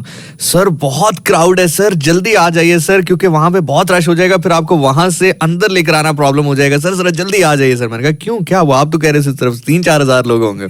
तो हंसने लग गया। खैर उसके बाद फिर इवेंट हुआ। तकरीबन उस दिन जो हमारे पास एस्टिमेट आया है उसके मुताबिक 10 से 11,000 आदमी वो थे जिनको हमने वॉक थ्रू गेट के थ्रू काउंट किया है। अब जो उसके बाद फिर वॉक थ्रू गेट जो है वो बंद हो गए, उसके बाद कितने लोग आए अंदाज़ा नहीं था, लेकिन जो आखिरी नंबर हम तक पहुंचा वो 11,000 के करीब था, जो कि वॉक थ्रू से लोग इंटर हुए, लोग थ्रू हुए थे, लोग वॉक थ्रू गेट के, वो 11,000 हमारे पास नंबर था। खैर वो इवेंट हुआ, लोग आए, क्लाइंट वहां पर पहुंचा दे, वो लाइक आप बिल्कुल ठीक कह रहे थे ज़ीशान, आपका एस्टिमेट बिल्कुल ठीक था। मैंने कहा यार उम्र गुजर गई है ये काम करते हुए, मेरी दाढ़ी मूंछ नहीं थी जब मैंने ये काम शुरू किया है। हाय हाय, मेरी दाढ़ी मूंछ नहीं थी जब मैंने ये काम शुरू किया। और अब you know a young boy, a teenager boy walking into his adulthood now while doing this, तो इतना तो अंदाजा होगा ना। खैर जनाब इवेंट स्टार्ट हुआ, बहुत जबरदस्त इवेंट था, बहुत वेल मैनेज्ड इवेंट था। उसमें कुछ ज़ीशानियन से मुलाकात हुई, जिसमें सबसे पहले मैं नाम लेना चाहूँगा रेहान। इससे पहले कि मैं भूल जाऊं, मैंने बल्कि उनके नाम जो है वो टाइप करके भी लिखे हैं। रेहान मेरे साथ वहाँ पे मौजूद रहे, वो मिलने आए। समी रेहान थे, एक समी रेहान थे। मैं थोड़ा सा मिक्स कर रहा हूँ नामों को, वेट करें मैं ज़रा खोल लूँ, वेट करें मैंने ये टाइप किए थे, just give me a moment. Rehan and समी उस्मान। रेहान वहाँ पे मिलने आए, समी उस्मान मिलने आए, Zahra was there, Danish was there, Sumaiya was there, और एक नाम और था। और सबसे ज़्यादा जो मुझे याद रहा नाम, चूँकि वो बहुत ज़्यादा यहाँ पर हमारी लिसनर बड़ी मशहूर लिसनर हैं, खुशबख्त एजाज अहमद खान साहिबा। तो ये भी मिलने आई, अपनी फैमिली के साथ थी। मुझे बहुत अच्छा लगा मिलके। थोड़ा सा प्रॉब्लम ये हुआ जो कि मुझे अच्छा नहीं लगा, वो ये कि मैं उस तरह से इनसे मिल नहीं पाया, बात नहीं कर पाया, क्योंकि जब ये पहुंचे तो बिल्कुल इवेंट हाइप के ऊपर था, मतलब बहुत ज़्यादा क्राउड था और मैं उस सबको मैनेज कर रहा था, स्टेज के ऊपर था, तो मैं चाहता था कि मैं नीचे उतर के बाकायदा कुछ खिदमत इनकी कर सकता वहाँ पे, या कुछ इनसे लंबी तवील गुफ्तगू कर सकता, जो कि मुमकिन नहीं हो पाई है, लेकिन जितनी हो पाई उतनी बहुत बेहतर हुई, बहुत अच्छी हुई। And thank you so much miss Khushbakht Ejaz Ahmed Khan Sahiba for the gifts. और मज़े की बात है, इन्होंने कहा कि मेरे हस्बैंड ने मुझे कहा कि आप जा रही हैं पहली दफ़ा तो कुछ लेकर जाएं उनके लिए। तो वो एक की चेन थी, बहुत ही ज़बरदस्त, बहुत ही अमेजिंग। मैं अक्सर अपनी चाबियाँ घुमा देता हूँ तो उसके अंदर वो एक मैग्नेटिक है जो कि अटैच हो जाता है, वो गुमती नहीं है चाबी। और दूसरा एक मग है, कॉफ़ी मग इन्होंने दिया जो कि स्टेनलेस होता है ना, जिसमें गर्म रहती है चीज़, वो बल्कि अभी भी मेरी गाड़ी में मैं कैरी कर रहा हूँ उसको अब अपने साथ, कॉफ़ी के लिए, ग्रीन टी के लिए। तो वो मेरी रोज़मर्रा की जो शेड्यूल है, जो ज़िंदगी है, उसमें बहुत काम आ रहा है। मिस खुशबख्त एजाज अहमद खान साहिबा, बहुत बहुत शुक्रिया आपका विद फैमिली वहाँ पर आने के लिए, मिलने के लिए। So that was the thing and I really really really appreciate that. वो तमाम तर लोग, मैं कुछ नाम एक्चुअली भूल भी रहा हूँ, मैंने फटाफट लिखे थे लेकिन वो शायद अब मैसेजेस पे लिखे थे, कहीं ऊपर नीचे हो गए हैं, लेकिन चले अगले शो में मैं उनका नाम ले लूँगा। कोई 15-20 ज़िशानियंस ओवरऑल थे जो कि आए, जो कि स्टेज तक पहुंच पाए समहाउ और मिल पाए।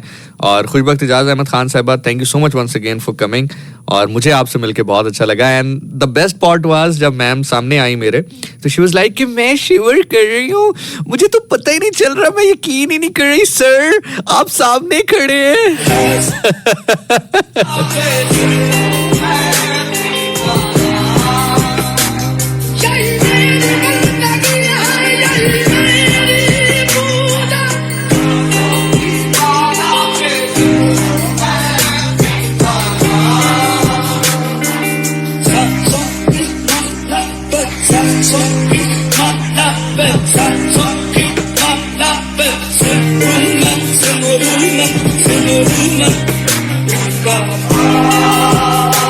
एक चीज मैं और कहूंगा कि कराची की लड़कियां भाई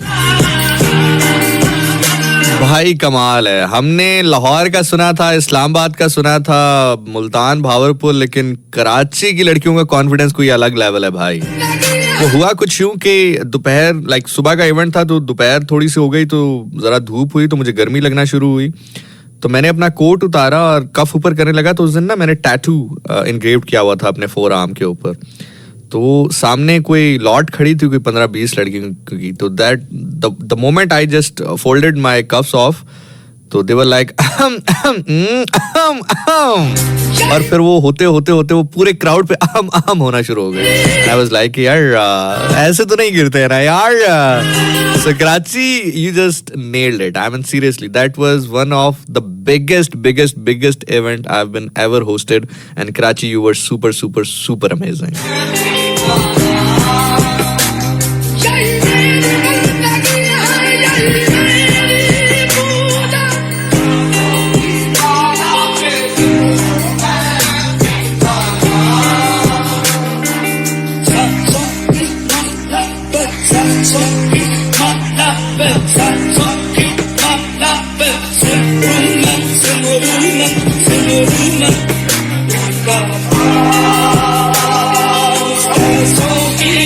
अच्छा, इससे पहले कि हम आगे जाएं, हमारे एक बहुत ही अच्छे लिसनर हैं तैमूर, उनकी सिस्टर का ऑपरेशन है आने वाले दिनों में, उनके लिए ज़रा दुआ कर दीजिए कि अल्लाह ताला उनके लिए सेहत का मामला करे।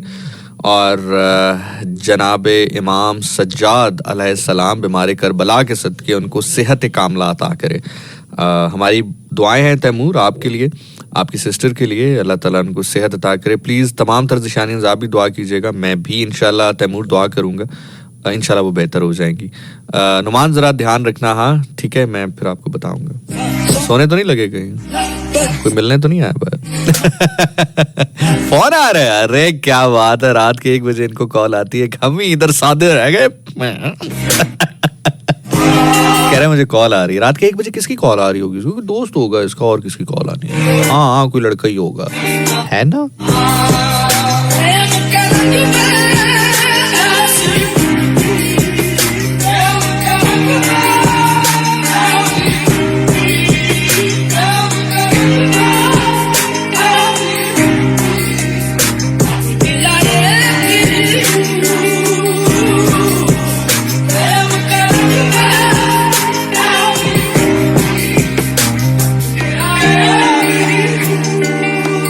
माला जपते जपते आप बनी वैसा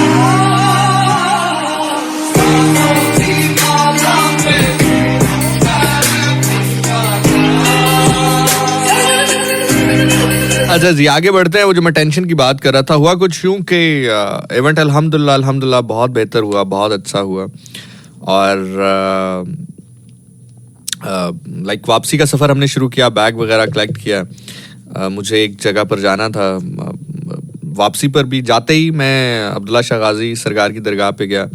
वापसी भी वहाँ पर सलाम किया। फिर एयरपोर्ट की तरफ जा रहा था तो मुझे अचानक याद आया कि मैंने कहा यार जाहिद निहारी तो खाई नहीं इस दफ़ा। तो वो जो मेरे ड्राइवर थे जिन्होंने मुझे एयरपोर्ट छोड़ना था, मैंने कहा यार यहाँ से जाहिद निहारी कितना दूर है। तो दे सेड कि भाई थोड़ा सा हमें अंदर जाना पड़ेगा शहर के, लेकिन आपकी फ़्लाइट कितने बजे की है? तो मैंने कहा यार फ़्लाइट तो चलो पहुंच ही जाएंगे, लेकिन अगर हम 1 घंटे में मैनेज हो सकता है? जी क्यों नहीं हो सकता मैनेज, बिल्कुल हो सकता। खैर हुआ कुछ यूं कि वो अल्लाह तवक्कल ऐसा हुआ कि फ़्लाइट ही 2 घंटे लेट हो गई। हम फ़कीर लोग हैं भाई, सादे लोग हैं, मासूम लोग हैं, सादे से लोग हैं। अल्लाह ने कहा कि भाई इतनी दूर बच्चा मेहनत करने आया है तो जाहिद निहारी क्यों ना खा के जाए। सो मैंने जो है वो उनको कहा कि भाईजान आप रिलैक्स हो जाएं, चलें अब अंदर चलते हैं और लेट्स हैव निहारी। खैर उन्होंने रेस्टोरेंट के सामने रोकी और मुझे कहा सर आप जाएं, हुआ है मैं वेट कर रहा हूँ आपका। मैंने कहा सर आप क्यों वेट कर रहे हैं मेरा, आप मेरे साथ आएंगे? तो बड़े हैरान से हुए। तो मैंने कहा नहीं सर आप मेरे साथ आएंगे ताकि मुझे अगर ये निहारी खा के कुछ हो जाए तो साथ आपको भी कुछ हो, मुझे अकेले को कुछ ना हो। तो वो हंसने लग गए। सो खैर मैं उनको लेकर गया, मैंने और उन्होंने मिल के हमने वो नली निहारी खाई और उसके बाद just we went to the airport. अच्छा अब एयरपोर्ट के दरमियान में ना, अब मैं बैक सीट पे बैठा हूँ टेक लगा के और बहुत थका हुआ था, बहुत ज़्यादा थका हुआ था, क्योंकि एक तो उससे पहले 1-2 दिन में कंटिन्यूसली काम कर रहा था, फिर अर्ली मॉर्निंग फ्लाइट थी, फिर वहाँ पहुँच के भी उस तरह नींद नहीं ले सका। फिर इवेंट बहुत हैक्टिक था, it was actually a hectic event, क्योंकि कुछ लोग जो है वो बाहर थे रजिस्ट्रेशन पे, 6-7 हज़ार लोग थे, 6-7 हज़ार लोग ग्राउंड के अंदर थे। मुझे पहले मेन स्टेज से परफॉर्म करना था, फिर बाहर जाना था, फिर बाहर जाके फिर अंदर आना था, तो वो मिक्सड अप हो रही थी चीज़ें। सो खैर बहरहाल हुआ ये कि अल्हम्दुलिल्लाह हर चीज़ बहुत अच्छी हो गई। रसूल अल्लाह सल्लल्लाहु अलैहि वसल्लम और उनकी आल के सदके अल्लाह ने बड़ा हुक्म और अपना बड़ा फजल रखा, करम रखा। अच्छा अब मैं जा रहा हूँ तो वो जो ड्राइवर है उन्होंने मुझे कहा कि सर अगर आप बुरा ना माने तो आपको कुछ कहूँ। मैंने कहा कहें। कहते हैं कि आप एक्चुअली वो मैंने आपको छोड़ना था और रिसीव करना था, तो मुझे आपकी ना आईडी कार्ड की तस्वीर व्हाट्सएप की गई और आपकी पिक्चर व्हाट्सएप की गई ताकि मैं आपको पहचान सकूं। तो मैंने आपका नाम और जो आपकी डेट ऑफ बर्थ है वो चूँकि आईडी कार्ड पे थी, तो मैं चूँकि न्यूमरोलॉजिस्ट हूँ, नंबर का अदादो शुमार जानता हूँ, तो अगर आप कहें तो मैं कुछ बताऊँ आपको। तो आई वाज लाइक कि हाँ यार व्हाई नॉट, बताएं। मैं मतलब एक इंटरेस्टिंग सा टॉपिक होता है ना कि यार हाँ बताएं। तो ही वाज लाइक कि सर इसमें 3 से 4 चीज़ें होती हैं, अगर आप कुछ पूछना चाहें तो पूछें, नहीं तो अगर आप मैं आपको बताऊं तो अगर आप कहें तो मैं आपको बताऊं। मैंने कहा आप खुद पहले बता दें, फिर अगर मुझे कुछ पूछना होगा तो। अच्छा इस चीज़ को ना मैं तब तक बड़ा लाइटर सा एक ले रहा था कि यार अच्छा ठीक है, वैसे ये इल्म है, नंबरों का इल्म है, इमाम जाफर सादिक अलैहिस्सलाम ने भी इसके हवाले से गुफ्तगू फरमाई है, वैसे भी ये इल्म है, अदादो शुमार का इल्म होता है। खैर उसने एक चीज़ बताई जो कि एक्यूरेट थी, मतलब ठीक थी बिल्कुल ना। अच्छा मुझे ये हुआ कि जैसे मेरा डॉक्यूमेंट इसके पास है, या हो सकता है किसी जानने वाले ने कोई ऐसे, या जो एजेंसी के लोग होते हैं उनके साथ इवेंट शीवेंट बंदा करता रहता है, तो वो बता देते हैं कि यार ये भाई ऐसे इधर रहते हैं, ऐसे करते हैं, वैसे करते हैं। मैंने उससे फिर एक सवाल पूछा जो कि किसी बंदे को नहीं पता, मेरे अलावा किसी को नहीं पता होगा, ठीक है यार। उसने जवाब दिया ठक करके एग्जैक्ट। ये वो मोमेंट था कि जब मैं थोड़ा सा ना पिछली सीट से यूं सीधा मैंने कमर की और मैंने कहा अच्छा भाईजान वेरी नाइस। उसको मैंने पता नहीं चलने दिया कि जवाब उसका बिल्कुल ठीक है। बहरहाल मैंने कहा यार माशाल्लाह, चले अल्लाह आपके इल्म में इजाफा करे, सब कुछ करे। तो खैर जब एयरपोर्ट करीब आया ना तो उसने कहा कि ज़ीशान भाई 3-4 खाके होते हैं, जिसमें अगर हम पैसों के खाके की बात करें तो वो खाका आपका टिक है, मतलब टेक ऑफ है, अब इससे आगे ही है अल्हम्दुलिल्लाह, इससे पीछे नहीं। मैंने कहा जी बड़ी मेहरबानी, अल्लाह रिज़्क में बरकत अता करे। कहता है दूसरा खाका होता है सेहत का, वो भी अल्हम्दुलिल्लाह ठीक है, अप्स एंड डाउन साथ साथ चलते रहते हैं, लेकिन अल्हम्दुलिल्लाह कोई मेजर पॉइंट नहीं होगा। मैं कहा जी अल्लाह ताला बीमार करबला के सदके शिफा दे। कहता है भाईजान एक चीज ऐसी है जिसमें प्रॉब्लम है, और प्रॉब्लम अगर आप सॉर्ट आउट करना चाहें तो हो भी जाएगी, लेकिन एक चीज है जिसमें वो होता है ना कि हमें नंबर्स में प्रॉब्लम नजर आ रही होती है। मैंने कहा जी किस में? कहता है शादी में। कहता है आपकी शादी जो है ना, वो जो खाना है वो जरा डिस्टर्ब्ड है, बाकी जितने आपके खाने हैं वो बिल्कुल जैसे ग्रीन टिक होता है ना, चेक चेक चेक। कहता है जितना मैंने हिसाब लगाया इस पूरे दुरानिये में, और फिर जाहिर है जब मैंने उससे गुफ्तगू शुरू की तो फिर वो और भी मजीद उसको डिटेलिंग में उसने परखना शुरू कर दिया। कहता है अभी तक मैंने जितना किया ना, तो जो नंबर्स के हिसाब से जो आंसर मेरे पास आ रहा है, ठीक है। अच्छा यहाँ पर एक चीज बात बताऊं, करने वाली जात सिर्फ और सिर्फ अल्लाह ताला की, अल्लाह पाक की है, लेकिन एक नंबरों का इल्म होता है, इवन हाथ का भी इल्म होता है, ये जो लकीरें हैं इसका भी इल्म है। सुन गया कि आपकी जितनी भी है ना, फ्रॉम पैसा टू सेहत टू फेम टू काम, हर चीज अल्हम्दुलिल्लाह, दिमाग, हर चीज मतलब नंबर के हिसाब से देखा जाए तो ग्रीन टिक आ रही है मेरे इल्म के मुताबिक, ग्रीन टिक ग्रीन टिक ग्रीन टिक। कहते हैं जो आपका शादी का खाना है ना, इसमें थोड़ा सा रेड टिक आ रहा है। मैंने कहा ठीक है भाई, इसका मतलब कोई मुर्गा अंडा नहीं देगा।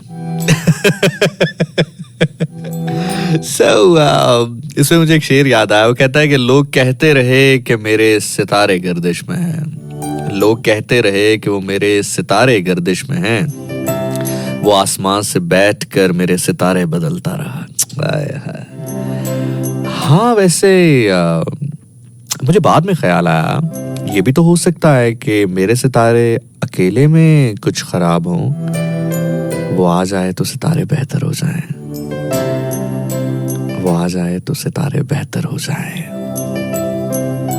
तेरा हाथ हाथों में हो अगर तो सफर ही असले हयात है, मेरे कदम कदम पे है मंजिलें, तेरा प्यार अगर मेरे साथ है, मेरी बात का तू है हम नफस जवाब दे के ना दे मुझे, तेरी एक चुप में जो है छुपी वो हजार बातों की बात है। और सितारे अगर खराब भी हैं तो मोहब्बत शायद कहते ही उसको है, तुम्हारा होता ही वो है जो तुम्हें तुम्हारे लो पर चुने। वो एक है ना कि तुम्हारे अरूज पर तो तुम्हें सारा शहर चुन लेगा, मैं तुम्हें तुम्हारे जवाल में चुनूंगी। हाय हाय हाय, गाना सुनो यार। बंदा कहे तूने इतनी अच्छी बातें मुझे बता दी हैं कि पैसा अल्हम्दुलिल्लाह आपके पास बहुत होगा, सेहत बहुत होगी, करियर बहुत अच्छा जाएगा, सब कुछ बहुत अच्छा होगा, तो ये सारी अच्छी अच्छी बता दी, तो शादी का ना बताए तो मौत पड़ती है। लेकिन नहीं, आपको बता दूं, मैं क्या बता दे कि शादी वाला खाना, मैं क्या तेरा खाना खराब हो।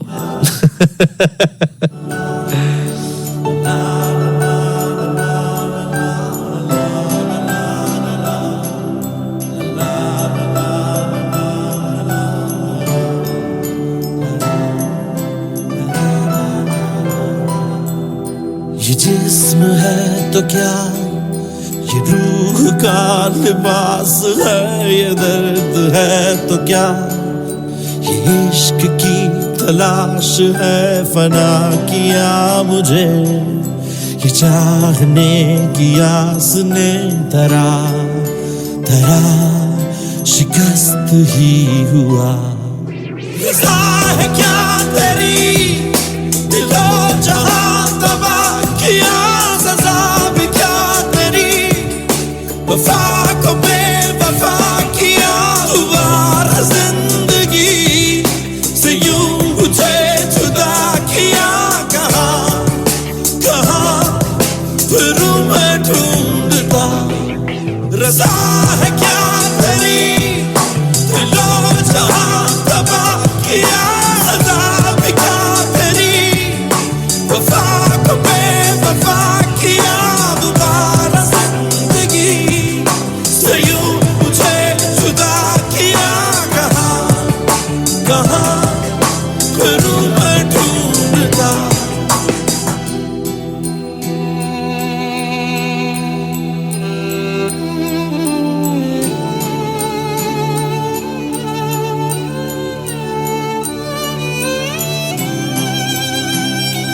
I just love this line, ये लाइन मेरे साथ मिलकर गानी है आपने, हाँ?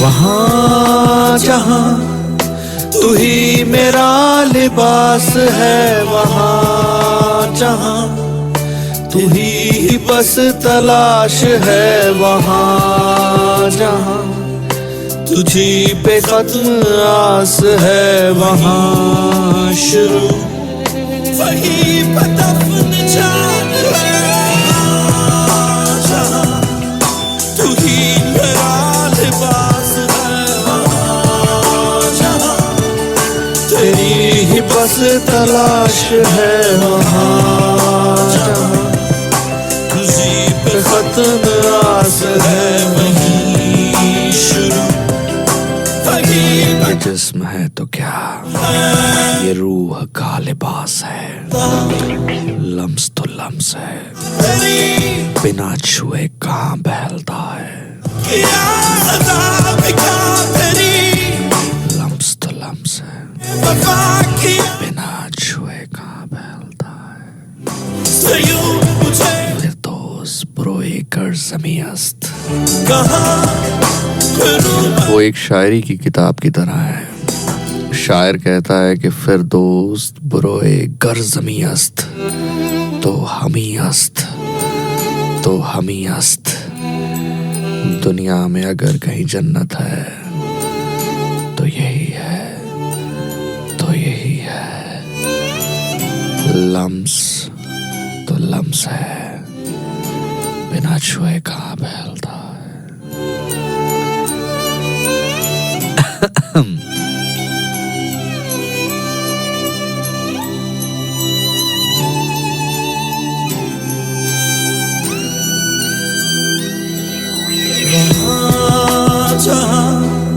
तू ही मेरा लिबास है, वहाँ जहाँ तेरी ही बस तलाश। उठो उठो उठो, क्या हो गया? उठो उठो, आंखें खोलो नारकली, अभी आधा घंटा पड़ा है, वही शुरू वही पे दफन जान है, जहाँ तू ही मेरा लिबास है, वहाँ जहाँ तेरी ही बस तलाश है, वहाँ जहाँ तुझी पे खत्म आस है, वही शुरू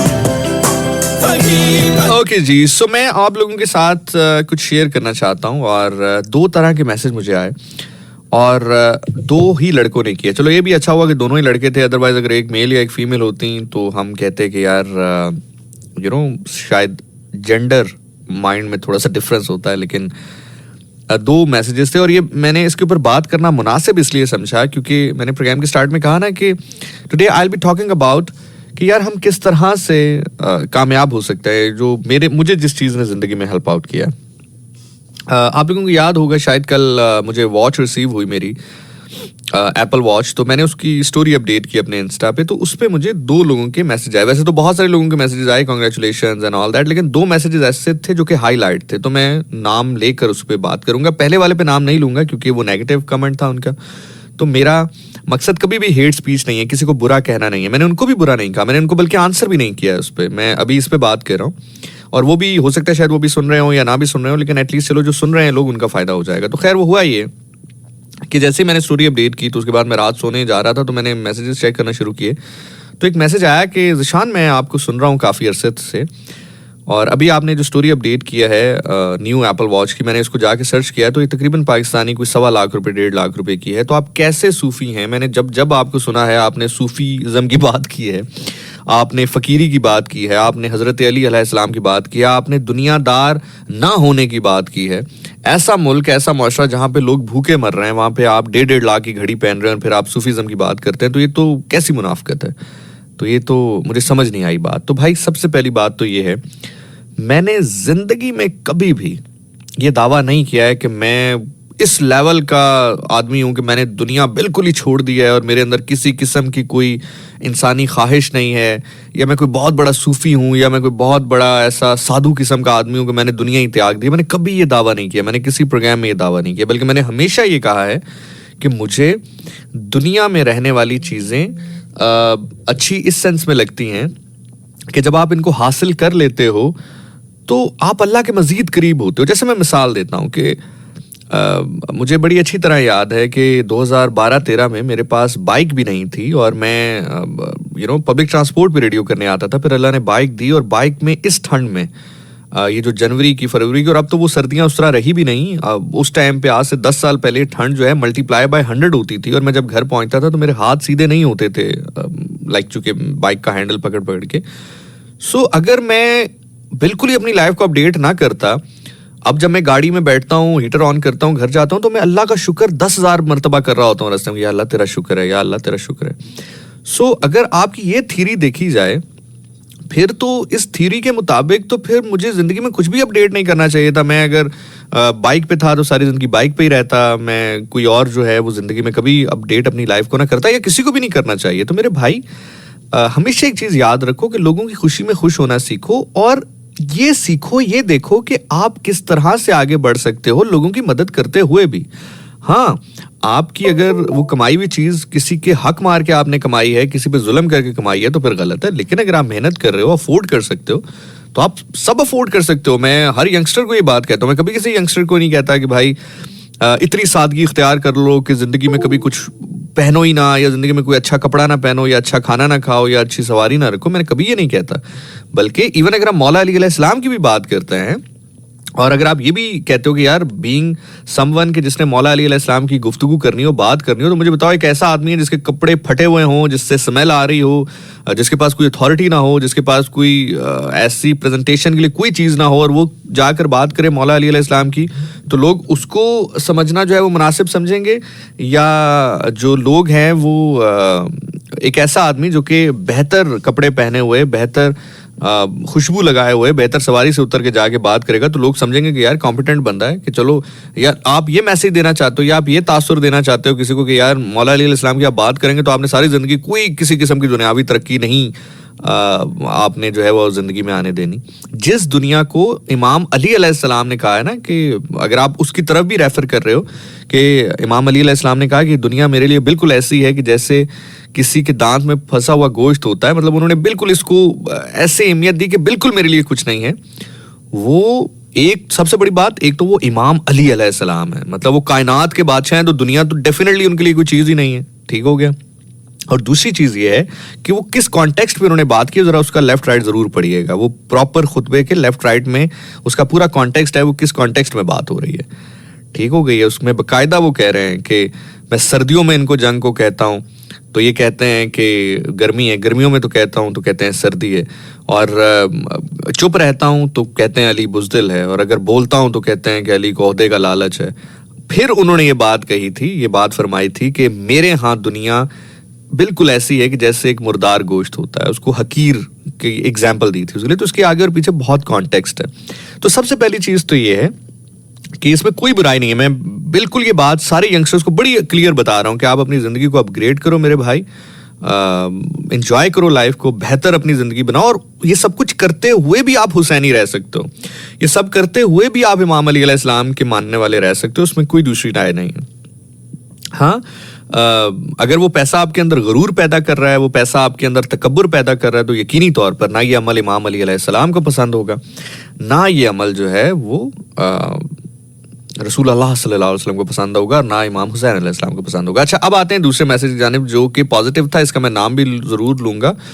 मुनीब साइम ने ये मैसेज किया था, मैंने बिकॉज स्क्रीनशॉट लेके अपने पास रख लिया। मुनीब साइम ने मैसेज किया एंड ही सेड कि Zeeshan I used to listen you from back 2013, और सेम वही बात जो मैंने अभी थोड़ी देर पहले आपसे कही कि उन्होंने भी यही बात कही कि 2013 से मैं आपको सुन रहा हूँ, एंड आई नो यू के देयर वाज अ टाइम कि जब आपके पास बाइक भी नहीं था, and now you have a watch worth of having bike price, यानी कि अब जो आपने रिसेंट घड़ी खरीदी है, इस घड़ी में मोटरसाइकिल एक आ सकता है। सो नाउ उन्होंने जो एक स्टैंजा लिखा था दैट वाज वेरी क्यूट कि now you wearing a motor bike. तो he said कि I'm so happy about it and I got so much inspired about it. So can you tell me कि how was that all journey and what makes you become that good in the life? तो खैर लंबा चौड़ा message था, मैंने अभी चूंकि मेरे सामने नहीं है वो मैसेज, तो जो मेरे जहन में लाइनें आ रही हैं वो मैं आपके सामने रख रहा हूँ. तो खैर उनके कहने का मकसद ये था कि मैं आपको 2013 से सुन रहा हूँ, तकरीबन 12 साल पहले से, और एक टाइम था जिसमें you don't even have a bike, now you just purchased a watch जिसकी प्राइस इक्वल है एक ब्रांड न्यू बाइक से. तो ये कैसे मुमकिन हुआ और हाउ वाज द जर्नी, सफ़र कैसा था और वो क्या चीज़ थी जिसने आपको बेहतर बनाया और इस काबिल बनाया. अच्छा, अब मैं आपको वो चीज़ बताने जा रहा हूँ कि किस चीज़ ने मुझे बहुत हेल्प आउट किया ज़िंदगी में, चाहे थोड़ा बहुत नाम बनाने में, थोड़ी बहुत इज्जत बनाने में, थोड़ा बहुत पैसा बनाने में, जितना भी मेरे पास है थोड़ा बहुत, वो मुझे हासिल करने में, या थोड़ी बहुत कामयाबी जितनी भी मेरे पास है अल्लाह के हुक्म से, फजल से, करम से, उसको हासिल करने में मेरी किस चीज़ ने सबसे ज़्यादा हेल्प की, वो मैं अब आपके साथ शेयर करने वाला हूँ. और ये सारी चीज़ें हैं सेकेंडरी. प्राइमरीली तो अल्लाह का फजल, हुक्म, करम, माँ बाप की दुआएं, ये सारी चीज़ें, रसूल अल्लाह सल्लल्लाहु अलैहि वसल्लम की मोहब्बत, ये सारी चीज़ें प्राइमरीली हैं. सेकेंडरी जो इस दुनिया में रहते हुए जिस चीज़ ने मुझे, जिसका ताल्लुक इस दुनिया से है, उन चीज़ों में पहली चीज़, शायद ये आपने पहले सुनी होगी लोगों से, लेकिन मैं आपको इसको एक एग्जाम्पल देकर बताऊंगा, और एग्जाम्पल भी बिल्कुल रीसेंट एग्जाम्पल. ईमानदारी.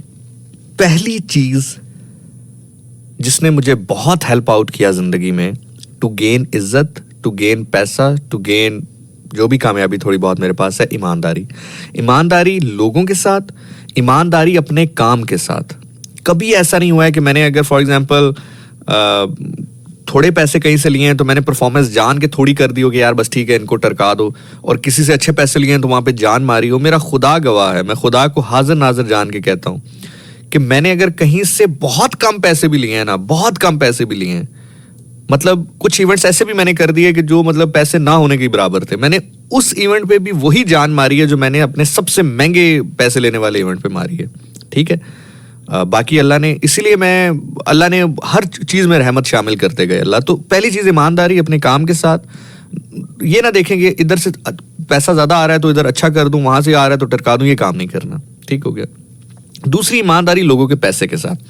मैं आपको रीसेंट मिसाल दे रहा हूँ, बाखुदा अल्लाह को हाजिर नाजिर जान के कह रहा हूँ कि अभी रिसेंट ये जो मैंने कराची में इवेंट किया, हुआ कुछ यूँ कि जैसे ही मैं वहाँ से निकला तो उन्होंने पेमेंट जो है ट्रांसफ़र की मेरे अकाउंट में, मुझे मैसेज रिसीव हुआ. तो जो मैसेज रिसीव हुआ मुझे लगा कि पैसे इन्होंने ज़्यादा भेज दिए हैं. ज़्यादा इन अ सेंस कि कुछ पैसे एडवांस आते हैं, कुछ जब आप इवेंट कर लेते हो या स्टेज पर पहुँचते हो तब सेंड कर देते हैं. अगर न्यू एजेंसी हो तो हम भी फिर पहले ये कह देते हैं जब स्टेज पे पहुंच गए कि सर आप पहले कर दें फिर हम स्टेज पे जाएंगे. अदरवाइज अगर पहले किसी के साथ काम किया हो तो फिर हमें पता होता है यार ये भेज देंगे, फिर हम परफॉर्म कर देते हैं, पूछते भी नहीं है, 1-2 दिन बाद भी लोग भेज देते हैं. लेकिन कुछ जो प्रोफेशनल लोग हैं वो जैसे इवेंट ख़त्म होता है फ़ौरन भेज देते हैं. तो खैर जैसे इवेंट ख़त्म हुआ, बहुत बहुत शुक्रिया नुमान, थैंक यू. अल्लाह ताला आपको जज़ाए खैर दे यार, अल्लाह ताला तुम्हें प्यारी सी बीवी अता करे, बहुत प्यारी सी बीवी अता करे, आमीन. उसने इतने ज़ोर का आमीन कहा, इससे पता चल रहा है तुम्हें शादी का कितनी जल्दी है. अच्छा, सो खैर what I was saying is के what I was saying about money. हाँ, तो जैसे ही इवेंट ख़त्म हुआ तो मैं जब एयरपोर्ट पे था तो रास्ते में मुझे मैसेज आया, उन्होंने मुझे इसका स्क्रीनशॉट शेयर किया. तो मुझे लगा कि इन्होंने जो मुझे एडवांस पैसे भेजे थे शायद इनके जहन में नहीं है, उन्होंने वो पैसे भी भेज दिए हैं मुझे. मतलब उनको लगा शायद एडवांस हमने नहीं भेजा और उन्होंने दोबारा एडवांस समेत मजीद रकम भेजी. तकरीबन कोई 30 से 35 हज़ार रुपये ज़्यादा थे वो. तो मैं अब उस टाइम पे फ़्लाइट थी, मुझे याद नहीं रहा, मैं फटाफट जो है क्या कहते हैं मैंने फ़्लाइट बोर्ड की, मैं बैठा हुआ था वहाँ पे. सो एक दिन गुजरा, अगले दिन मैं यहाँ पर आया, इवेंट हो गया, यहाँ पे बिजी था, कुछ रिकॉर्डिंग्स थी, 2 दिन गुजर गए इस बात को. तीसरे दिन मुझे अचानक याद आया कि हो यार उन्होंने पैसे मुझे ज़्यादा भेज दिए थे. तो मैंने उनको व्हाट्सएप किया कि यार आप काइंडली अपने फाइनेंस से चेक करें कि क्या आपने मुझे एडवांस भेजा था. अगर नहीं भेजा था तो फिर तो ठीक है ये पैसे, लेकिन अगर भेजा था, जो कि मुझे लगता है भेजा था क्योंकि डिफरेंट एजेंसी से एडवांस आ रहे थे तो शायद मिक्सड अप ना हो गया हो. मैं अपने एंड पे भी क्रॉस चेक कर लेता हूँ, आप भी कर लें. तो मुझे लग रहा है कि शायद आपने 30-35 हज़ार रुपये मुझे एक्स्ट्रा भेज दिए. मुझे जल्दी से बताएं अगर ऐसा है तो मैं आपको आपके अकाउंट में ट्रांसफ़र करूँ. खैर थोड़ी देर में उन्होंने मुझे एक स्क्रीनशॉट भेजा जिसमें मुझे एडवांस उन्होंने भेजा था. मैंने अपने एंड से क्रॉस चेक किया, वो बिल्कुल ऐसा ही था कि एडवांस भेजा गया था, यानी कि उनके तकरीबन 30-35 हज़ार रुपये एक्स्ट्रा मेरे अकाउंट में आ गए थे. मैंने उनसे कहा मुझे अपना अकाउंट दे, मैं सेंड करूँ. You know what he said? MD जो है एजेंसी का एमडी, ही सेड जीशान बस ये आप रख लें, ये अभी आप ही के थे, कर लेंगे बाद में. एंड एक्चुअली मतलब आज के दौर में 30-35 हज़ार रुपये एक अमाउंट है यार. You getting my point? एक अमाउंट है. तो मैंने उसका नहीं भाई आप ये प्लीज़ ये काम ना करें, आप जो है वो कर लें, क्या कहते हैं, मुझे अकाउंट नंबर दें. नहीं तो चूंकि आप जिस अकाउंट से मुझे पैसे आए हैं मैं उसमें ही वापस भेज दूंगा दोबारा, चूंकि वो मेरे पास अकाउंट नंबर तो आ गया ना कि मुझे चूंकि पैसे जिससे रिसीव हुए हैं. तो जब मैंने ये कहा ना कि वो आए हैं ऑलरेडी, मैं उस पर ही वापस भेज देता हूँ, तो ही सेड कि अच्छा चलें आप वापस ना भेजें, नेक्स्ट हमारा जो भी इवेंट होगा हम उस पर एडजस्ट कर लेंगे, ठीक है, लेकिन आप प्लीज़ वापस ना भेजें. क्योंकि for the very first time ऐसा हुआ है कि किसी बंदे ने खुद जो है हमें कहा है कि जी पैसे ज़्यादा आ गए, और आर्टिस्ट की खास तौर पे बात करें कि पैसे ज़्यादा आ गए और वो, तो आप प्लीज़ रखें, इंशाल्लाह नेक्स्ट इवेंट होगा हम उस पर एडजस्ट कर लेंगे. सो वो पैसे अभी तक मेरे अकाउंट में है, मैंने बल्कि साइड पे करके रखे हुए हैं. So always be honest with your money.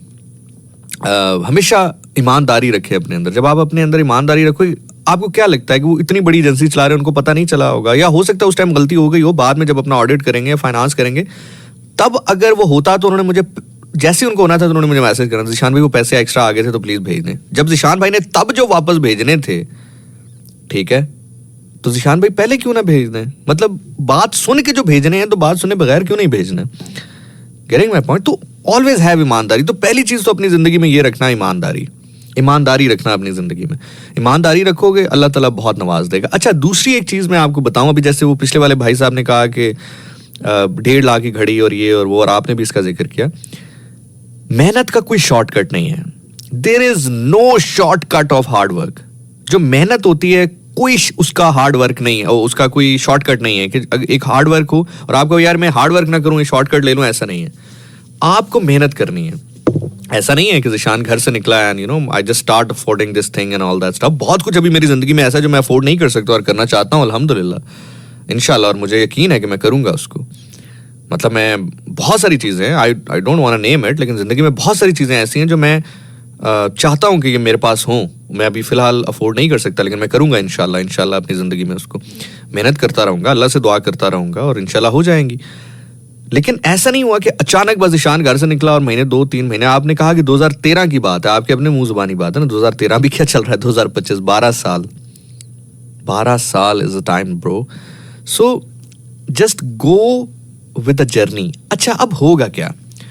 अब मैं तुम्हें एक बहुत ना यहाँ पे एक टेक्निकल पॉइंट बता रहा हूँ जो कि शायद कोई नहीं बताएगा. क्यों? क्योंकि हर बंदे को बस अपना एक ऑरा मेंटेन करना है. जब तुम जर्नी गुजार रहे होगे ना, तो तुम्हें बहुत सारी चीजें तुम्हारे साथ ऐसी होंगी जो तुम्हें हॉन्ट कर सकती हैं, हिट बैक कर सकती हैं, और तुम्हें ऐसा लगेगा कि यार मैं क्यों जिंदगी में एंजॉय नहीं कर रहा. तो हमेशा जिंदगी में ऑल्टरनेटिव ढूंढो. जब तक ओरिजिनल नहीं अफोर्ड कर सकते, थ्रिफ्ट की तरफ चले जाओ यार, जिसको आम जुबान में लंडा कहते हैं. आप लोग तो बड़े खुशनसीब हैं कि जब तक आपका दौर आया है ऐसे ऐसे अल्फाज आ गए हैं कि आपको अब कोई टेंशन लेने की जरूरत नहीं है. हमारे दौर में अगर कोई कहता था ना लंडा पहना हुआ है, ये एक बहुत बड़ी बेइज्जती होती थी. हालांकि नहीं होनी चाहिए भाई, कपड़ा है आपने खरीद के पहना है, आपने कोई अल्लाह माफ करे भीख मांग के तो नहीं पहना है. You getting my point? आप तो कह सकते हो भाई मैंने थ्रिफ्ट से लिया है, ठीक है, इतना बुरा नहीं लगता. सो जब तक आप अफोर्ड नहीं कर सकते हो, कॉपी पहन लो. सो व्हाट, एटलीस्ट जो तुम्हारे पास है ना, हमेशा जिंदगी में याद रखना, जो तुम्हारे पास है उसके अंदर रहते हुए बेहतरीन जरूर करो. कभी भी ये मत सोचो कि जब मैं इस काबिल हो जाऊंगा तो ये करूंगा. ये काम कभी ना करना. ये बंदे का सबसे बड़ी गलती है जो मैंने नौजवानों में देखी है. जो नौजवानों को मैंने फ्रस्ट्रेट देखा है वो इस अप्रोच की वजह से देखा है. और ये मैं शायद समझा पा रहा हूं या नहीं पा रहा, मैं दोबारा इसको थोड़ा एक्सप्लेन करता हूं आपके लिए.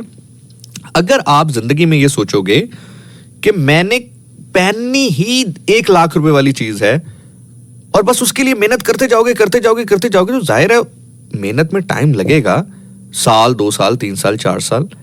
उस 3 साल के अरसे में अगर आप उस दौरानिये में जो आप बेहतरीन चीज अफोर्ड कर सकते हो, अगर वो भी नहीं करोगे तो आप फ्रस्ट्रेट हो जाओगे.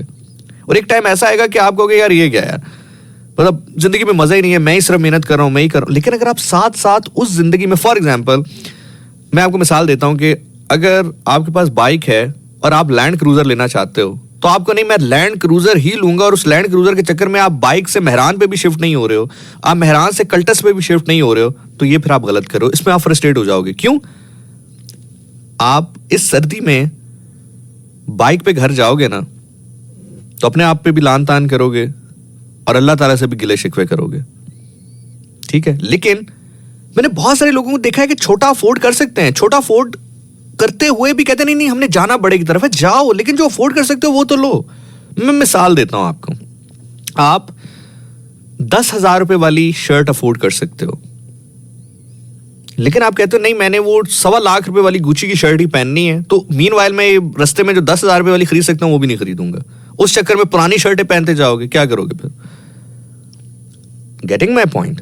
समझ रहे हो मेरी बात? मैं क्या कहना चाह रहा हूं कि जो तुम्हारे पास है उसमें रहते हुए जो बेहतरीन कर सकते हो वो करो और आगे आगे आगे बढ़ते जाओ। ऐसा ना करो कि बस अपना गोल इतना हाई सेट कर लो कि रास्ते में कुछ नहीं करना, डायरेक्ट वहीं पहुंचना है, ये काम नहीं करना है, ये तुम्हें फ्रस्ट्रेट करेगा लाइफ में। अच्छा, अब थ्रिफ्ट के बारे में मेरा, बिकॉज इससे मिलता जुलता सवाल मेरे से कोई महीना पहले किया गया था, मैंने इस पर बात करनी थी लेकिन फिर मैं भूल गया था। थ्रिफ्ट लंडा, आप जितने लोग सुन रहे हैं, अगर आप लोग अफोर्ड नहीं कर सकते हो तो गो फॉर थ्रिफ्ट। ये मैं देखो कैसे बात कर रहा हूं, क्यों भाई? कोई यार नहीं होनी चाहिए, खरीदो उसको, अच्छी तरह धो और पहनो। क्यों? वहां से लोग कपड़े नहीं पहनते?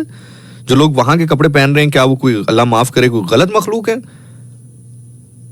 सम टाइम आपको बड़ी अच्छी चीज मिल जाती है, जाओ धो पहनो। हाँ, इसके बारे में एक मेरी राय जरूर है कि अगर आप न्यू अफोर्ड कर सकते हो फिर थ्रिफ्ट ना पहनो। अब पूछो क्यों, सवाल करो कि भाई क्यों, अगर हम अफोर्ड कर भी सकते हैं तो थ्रिफ्ट क्यों ना पहने? अगर आप अफोर्ड कर सकते हो ना न्यू ब्रांडेड, तो फिर थ्रिफ्ट इसलिए ना पहनो क्योंकि अगर तुम अफोर्ड करते हुए भी थ्रिफ्ट पहन रहे हो तो तुम किसी ऐसे का हक मार रहे हो जो बेचारा अफोर्ड नहीं कर सकता और थ्रिफ्ट लेने जा रहा है। कैसी गहरी बात है। मुस्कुराए हो कि नहीं मुस्कुराए हो? और सर छोड़े ना, फिर इमाम अली अलैहिस्सलाम के मानने वाले जो हैं वो पर्दे के पीछे की सोच रखनी है आपने। आप समझ रही है मेरी बात? समझ रहे हो आप सारे कि अगर अफोर्ड कर सकते हो फिर ना पहनना। इसलिए नहीं कि वहां से पहनना गलत है, इसलिए क्योंकि तुम फिर किसी ऐसे बंदे का हक मार रहे हो, तुम वो प्रोडक्ट मार्केट से उठा रहे हो जो कि उस बंदे के लिए थी जो अफोर्ड नहीं कर सकता और उसने अच्छी चीज पहननी थी, आपने उसका हक मार लिया indirectly. So that is the point. बल्कि सम टाइम थ्रिफ्ट में बड़ी अच्छी चीजें मिलती हैं। मुझे बड़ी अच्छी तरह याद है कि एक शर्ट थी, मैंने वो देखी इंटरनेट के ऊपर। सो मैंने बाहर से मंगवाने की कोशिश की तो that was costing me around तकरीबन पाकिस्तानी 30-35 हज़ार रुपए।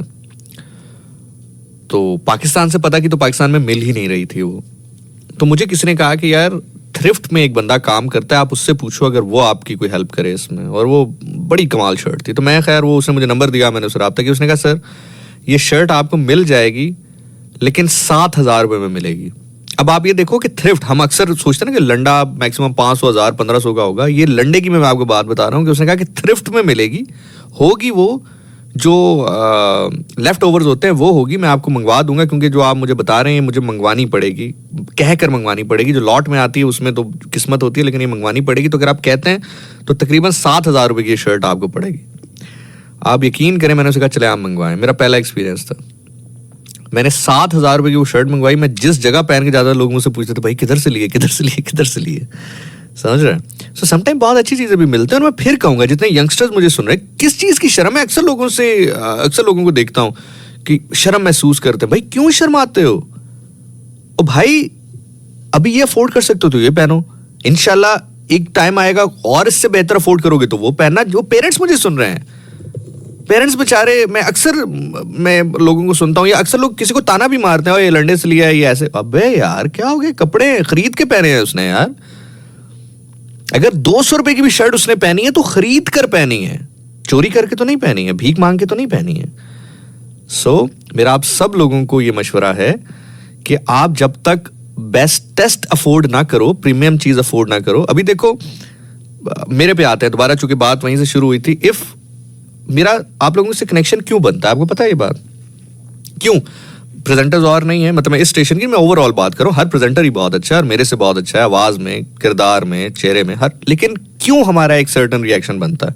मैं जुमेरात को प्रोग्राम करता हूं, आप जुमेरात को सुनना शुरू कर देते हैं। मैं पीर को प्रोग्राम करता हूं, आप पीर को सुनना शुरू करते हैं। किसी के पास इतना फालतू टाइम तो नहीं है, खासतौर पर इस सर्दियों में। रीजन, हम कनेक्ट करते हैं आपस में। I am an example for the people, for the ordinary people, for the ordinary boys, for the middle class families and middle class boys. कि if you work hard, if you chase your dreams, dreams do come true. You inspire the people in that way. अब यहां पर एक सवाल जो कि शायद किसी के ज़हन में आए या ना आए कि क्या इज इट वर्थ, बिकॉज ये सवाल उस मुनीब ने पूछा हुआ था अपने क्वेश्चन में कि क्या ये भी बताइएगा क्या ये 1.5 लाख रुपए की वर्थ है। तो यार देखो, मैं आपको इसको समझाने की कोशिश करता हूं कि अगर तो आप टेक्निकलिटी तौर पर पूछ रहे हो तो वर्थ नहीं है। टेक्निकलिटी से मुराद ये है कि जो सॉफ्टवेयर या जो फिटनेस मेजर करने के तरीके इस्तेमाल किए गए हैं बाकी एप्पल वॉच में, वो इसमें कुछ बेहतर है। मैं ये नहीं कहूंगा सेम है, लेकिन कुछ बेहतर है, लेकिन इतने बेहतर नहीं है कि मतलब इतना तब्दीली नहीं है कि फर्क 50-60 हजार रुपए का डले। लेकिन हाँ, if you go for the brand value, मतलब आप जिन लोगों में उठते बैठते हो, if you go with the brand value, एक टाइम, अभी शायद आप इस चीज को ना समझो क्योंकि हो सकता है अभी बहुत सारे लोग कह रहे होंगे कि बंदे की इज्जत होती है, चीजों की इज्जत नहीं होती। ये सारी बातें हम भी सुना करते थे और हम भी सुनते हैं, अभी भी सुनते हैं। किसी हद तक ठीक भी है, जो लोग कहते होंगे अच्छी नियति से कहते होंगे, लेकिन कुछ चीजें ना प्रैक्टिकलिटी से अगर मैं आपको बताऊं या ग्राउंड लेवल पे ग्राउंड की जो हकाइक है वो मैं आपको ज़मीनी हकाइक बताऊं तो वो ये हैं कि जैसे जैसे आप ग्रो करते हो ना, जैसे जैसे आप अपने सराउंडिंग चेंज करते हो, फिर आपको पता चलता है चीज़ों का कि आप अगर उन लोगों में उठ बैठ रहे हो जो कि ओरिजिनल चीज़ पहनते हैं और आप रेप्लिका पहन गए हो, तो 1 ही मिनट में स्पॉट हो जाओगे। अभी जब मैं आपसे कह रहा हूं कि रेप्लिका पहनो या सारी चीजें पहनो, तो ऑब्वियस है कि चूंकि आप उस सफर में हो जहां पर अभी आप उन लोगों में नहीं उठ बैठ रहे। आप समझ रहे हो मैं जो आपसे कहना चाह रहा हूं। जब आप उन लोगों में बैठोगे तो ऑटोमेटिकली आपके फाइनेंसेस इंक्रीज हुए होंगे, उतने आपकी फाइनेंशियल कंडीशन उतनी हो चुकी होगी। मतलब मैं आपको एग्जांपल देता हूं कि जैसे अब अगर किसी के पास लैंड क्रूजर है तो उसके पास इतने पैसे हैं कि वो उसका पेट्रोल अफोर्ड कर ले। ऐसा नहीं हो सकता कि किसी के पास लैंड क्रूजर हो लेकिन पेट्रोल डलवाने के पैसे ना हो। और भाई वो इतना अमीर है कि वो पेट्रोल अफोर्ड कर सकता है, चाहे 400 लीटर भी हो जाए, तभी उसने लैंड क्रूजर रखी हुई है। इसी तरह अगर आप उस क्लास कह लो या उस ग्रुप ऑफ पीपल कह लो या उस सोसाइटी कह लो या टीयर ऑफ पीपल कह लो, कि जैसे मैं आपको मिसाल देता हूं, आप अभी बिल्कुल इनिशियल स्टेज पे हो, आपको कोई इवेंट आता है, मैं चूंकि अपनी लाइफ से बात कर रहा हूं तो उससे रिलेटेड आपको समझाने की कोशिश कर रहा हूं। आई होप अब तो नहीं है बात है, आपको समझ में आ रहा है मैं क्या कह रहा हूं क्या नहीं कह रहा। मैं जरा थोड़ा सा ब्रेक लेना चाहूंगा ताकि मैं समझ सकूं कि आपको समझ भी आ रही है मेरी बात की नहीं। तो जरा मुझे क्विकली जरा कमेंट करके बता दें कि are you getting what I am trying to say या नहीं, ताकि मैं फिर दूसरे अंदाज में समझाने की कोशिश करूं।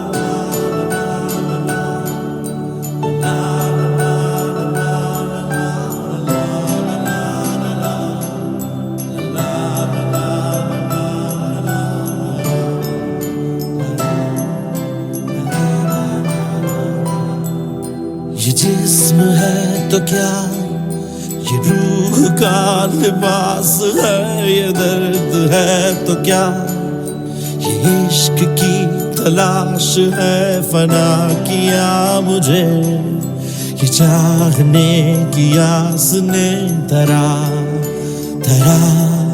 शिकस्त ही हुआ। रज़ा है क्या तेरी दिलो जहां तबाह किया, सज़ा भी क्या तेरी वफा को बेवफा किया, दोबारा जिंदगी। चलें, आप सब लोगों के कमेंट्स आए हैं कि समझ आ रहा है तो बेहतरीन बात हो गई, आगे बढ़ता है। चलो, मैं आपको जो एग्जांपल दे रहा था वो ये था कि देखो, जब स्टार्टिंग करियर होता उस टाइम पे कोई भी बड़ी अच्छी कंपनीज जो होती हैं ना, वो आपको अपनी मेन कैंपेन्स नहीं देती या मेन इवेंट्स नहीं दे रही होती। मतलब आप उनकी कैंपेन्स वो करो, या तो पहले तो वो कंपनीज होती हैं जो लो प्रोफाइल होती हैं, उनके साथ आप काम कर रहे होते हो, RSM के साथ मिल रहे हो, रीजनल सेल्स डायरेक्टर्स के साथ मिल रहे हो। मतलब ये वो लोग हैं जो मतलब सेकंड टियर के लोग हैं, ठीक हो गया। मैं इसमें कोई ये नहीं कर रहा, कोई क्लास वो नहीं कर रहा या कोई रेसिज्म नहीं है, मैं आपको सिर्फ समझाने के लिए कर रहा हूँ कि एक आदमी वो है, ये वो क्लास है जो 1.5-2 लाख रुपए तनख्वाह लेने वाली है, ठीक है। आप उनके साथ राब्ते में होते हो, आप थ्रिफ्ट भी पहनो, आप रेप्लिकास भी पहन लो, ठीक है, चल रहा है सिस्टम मामला। फिर ऐसा होता है कि जैसे जैसे आप आगे बढ़ते हो आपकी सराउंडिंग्स चेंज होती हैं, आपकी मीटिंग्स करने वाले लोग तब्दील होते हैं, अल्लाह आपकी मेहनत में रहमत शामिल करता है। फिर आपको जो बड़ी कंपेन्स हैं, मेजर कंपेन्स हैं, जो मेजर ब्रांड्स हैं, वो आपसे रब्ता करते हैं। फिर जब मेजर कंपेन के लिए आपसे रब्ता किया जाता है या मेजर ब्रांड्स आपसे रब्ता करते हैं, तो फिर आपकी मीटिंग्स, आपका मिलना, आपका उठना बैठना जो सेकंड टियर के लोग हैं उनके साथ नहीं होता है, फिर RSM के साथ, फिर इन लोगों के साथ नहीं होता है। फिर आपका GM, MDs, chief executive officers, brand managers, activation managers, you getting my point, ये टॉप टियर के लोग होते हैं। ये वो लोग हैं कि जो मतलब करता धरता होता है इंडस्ट्री के। फिर आपको इनके साथ मीटिंग्स करनी होती है, इनके लेवल पे जाके बात करनी होती है, इनके लेवल पे जाके कॉन्ट्रैक्ट साइन करने होते हैं। वो आपको क्या लगता है, जो कंपनी जिनका खरबों डॉलर का रेवेन्यू होता है या एवेल्युएशन होती है इनकी कंपनीज की, ये वैसे ही बस किसी के हाथ में भी अपनी कंपेन पकड़ा देते हैं, अच्छा यार तू कर ले, बस चलो तू ना आया तो चल तू कर ले। अब समझ रहे हैं मेरी बात? मतलब कराची में, मैं बढ़ाई नहीं अपनी बयान कर रहा, सिर्फ आपको समझाने के लिए कह रहा हूं कि कराची तो गढ़ है होस्ट का ना। आप एक सेकंड के लिए सोचे तो सही इस पर। और ये मेरी कामयाबी नहीं है, आप लोगों की कामयाबी, आप लोगों की दुआओं की कामयाबी, मेरा तो कोई हिस्सा है ही नहीं इसमें। कराची तो होस्ट है, मतलब कराची से बेहतर एक्टर्स, मेजबान, होस्ट, एंकर्स किसने प्रोड्यूस किए हैं? लोग इस्लामाबाद से जाते हैं कराची काम करने के लिए, ऐसा ही है ना। तो अगर किसी को बाहर से बुलाया जा रहा है तो कुछ तो ट्रस्ट होगा किसी ब्रांड का उसके ऊपर, समझ रहे हैं मेरी बात? सो बहुत गहरी नजर से ये परखते हैं आपको। मेरी उम्र 31 साल है, लेकिन इन लोगों से मिल के, इनके साथ दिमागी तौर पे लड़ के मैं 60 साल का हो चुका हूं। सो अर्ज आपसे ये है कि जब फिर आप उस क्लास में उठना बैठना शुरू कर देते हैं, इवेंचुअली आपके पैसे भी इंक्रीज हो जाते हैं। जाहिर है जो पैसे आप उनके साथ होते हुए ले रहे हैं उस टाइम पे तो नहीं लेंगे, फिर आप ऑटोमेटिकली आपकी इकोनॉमी भी बेहतर हो जाती है, आपके पैसे भी बेहतर हो जाते हैं, आपकी बाकी सिचुएशन भी बेहतर हो जाती है। वैसे आप नॉर्मली जाते हो तो आपको कमरा देते हैं 8-10 हज़ार रुपये वाला, फिर जाते हो तो आपको 5 स्टार में रूम देते हैं, तो वो ऑटोमेटिकली चीज़ें आपके लिए बेहतर होना शुरू हो जाती है। तो जब आपके लिए बेहतर होना शुरू हो जाए तो फिर भी अगर आप वही जिंदगी गुजारना चाह रहे हो कि आपकी बुनियाद फटी हुई है, आप जो है वो बॉडी स्प्रे 250 रुपये वाला लगा रहे हो, 250 वाला लगाओ, लेकिन तब लगाओ कि जब 500 कमा रहे हो तो 250 का बॉडी स्प्रे लगाओ। अगर तुम 50,000 रुपया कमा रहे हो और फिर भी 250 वाला बॉडी स्प्रे लगा रहे हो तो फिर तुम अल्लाह की नाशुक्री कर रहे हो, फिर तुम अपनी जिंदगी बेहतर करना ही नहीं चाह रहे हो। फिर अगर तुम अपनी जिंदगी बेहतर ही नहीं करना चाह रहे हो तो आगे कैसे बढ़ोगे? मतलब फॉर एग्जाम्पल एक बंदा, चलो मैं तुम्हें इस तरह समझाता हूं, एक ब्रांड तुम्हें बुलाता है और वो कहता है कि भाई मैं तुम्हें 5 लाख रुपए दूंगा, मेरा इवेंट है, 5 लाख रुपए मैं तुम्हें दूंगा, और वो फिर देखता है कि तुम उस 5 लाख में से सिर्फ 5,000 अपने ऊपर लगा रहे हो, और वो कहे कि यार इतनी तैयारी के साथ तो वो बंदा भी आता है जिसको हम 50,000 रुपए देते हैं, तो फिर इसको 5 लाख रुपया क्यों दें? समझ रहे हो मेरी बात? सो बहुत सारी चीजें आपको करनी पड़ती है। तो वर्थ इट की बात अगर हम करें तो टेक्निकलिटी तौर पे खैर अभी एक दिन नहीं हुआ है, मैंने इसको यूज किया, कोई इतना टाइम नहीं हुआ है मुझे, कल ही से अभी तक यूज कर रहा हूँ। सो टेक्निकलिटीज तो मुझे सेम ही नजर आई हैं इतनी, हाँ कुछ थोड़ी फास्ट है, कुछ 1-2 उसमें वैसे वो स्ट्रेस लेवल मैनेजमेंट के 2-4 फीचर्स बड़े अच्छे हैं। बाकी एक लेटेस्ट वर्जन है, हाँ ये है कि अभी इससे बेहतर कोई वॉच अभी है नहीं, बल्कि मैं तो दूसरी की तरफ जाना चाह रहा था, वूप की तरफ। वूप अगर आप लोगों ने सुना हो, इस टाइम सबसे बेस्टेस्ट जो गैजेट है फिटनेस ट्रैक करने का वो वूप है, वूप बैंड है। वूप वैसे वॉच नहीं है, it's not a smart watch, it's a fitness tracking device. Virat Kohli use कर रहे हैं इस टाइम पे, बाबर आजम यूज कर रहे हैं इस टाइम पे, शाहीन शाह अफरीदी यूज कर रहे हैं इस टाइम पे, मतलब जो क्रिकेटर्स हैं, एथलीट हैं, क्रिस्टियानो रोनाल्डो वो यूज कर रहे हैं इस टाइम पे, रोनाल्डो यूज कर रहे हैं, विराट यूज कर रहे हैं, बाबर यूज कर रहे हैं। तो द बेस्टेस्ट और जो सबसे डिटेल्ड ट्रैकिंग डिवाइस है दैट इज वूप बैंड। लेकिन वूप बैंड का प्रॉब्लम ये है कि उसको आपको एक दफा खरीदने के बाद फिर उसकी आपको सब्सक्रिप्शन लेनी पड़ती है हर माह या हर साल या हर 6 महीने बाद, और वो चूंकि पाकिस्तान में ऑफिशियली नहीं है तो आपको उसके लिए बायर से फिर वो ट्रांजैक्शन करनी पड़ती है। सो मैं उसको देख रहा हूँ, I really want to have the Whoop now. Apple से ज़्यादा मैं इस पे जाना चाहता था, लेकिन ये जब आई तो मैंने उसी टाइम ऑर्डर कर दी। इसको टाइम लगा काफ़ी आने में, लेकिन वो आ जाए तो माइट भी मैं इसको सेल करके वूप की तरफ चला जाऊँ, वूप बैंड की तरफ। I really would like to have the woop band. So भाई आगे से आगे बढ़ते जाओ, जिंदगी बेहतर करते जाओ। मैं अब तो मैं कह रहा हूँ, मैं अभी यहाँ पे बैठ के बहुत सारी चीज़ें ऐसी हैं जो मैं चाहता हूँ मैं अभी अफोर्ड नहीं कर सकता, तो मैं क्या करूँ? मैं क्या कहूँ कि नहीं, जो अभी मैं ऐसा करता हूँ कि मैं अभी जो अफोर्ड कर सकता हूँ मैं वो भी नहीं लेता। मैं चूंकि अभी रेंज रोवर जो है वो बिल्कुल लेटेस्ट मॉडल अफोर्ड नहीं कर सकता, तो ऐसा है कि मैं अभी सिविक भी नहीं रखता, मैं अभी फॉर्च्यूनर भी नहीं रखता, क्योंकि मैं जब 8 करोड़ वाली गाड़ी नहीं कर सकता अफोर्ड, तो मैं 1 करोड़ जो कर सकता हूँ वो क्यों रखूँ अपने पास और ठंड में जाऊं यहाँ से वापस। आपके कहने का ये मतलब है। सो आई होप यू अंडरस्टैंड। ईमानदारी जिंदगी में जो है उसमें रहते हुए बेस्टेस्ट लाइफ गुजारना तुम लोगों को कामयाब करेगा जिंदगी में। That's what I believe. बाकी मेरी जान, ये तो वो सारी बातें थी जो आप अदब एहतराम के दायरे में समझाते हैं प्यार से। बाकी वो जो पहले वाले भाई साहब थे, अगर आप रेडियो से हट के, या वो जैसे सारा लीज़े कहती है कि ये पहले वाले ज़िशान होते ना, तो अगर तुम वो जवाब सुनना चाहते हो तो जवाब ये है कि अपने पैसों से ले रहा हूँ, किसी के बाप के पैसों से नहीं ले रहा।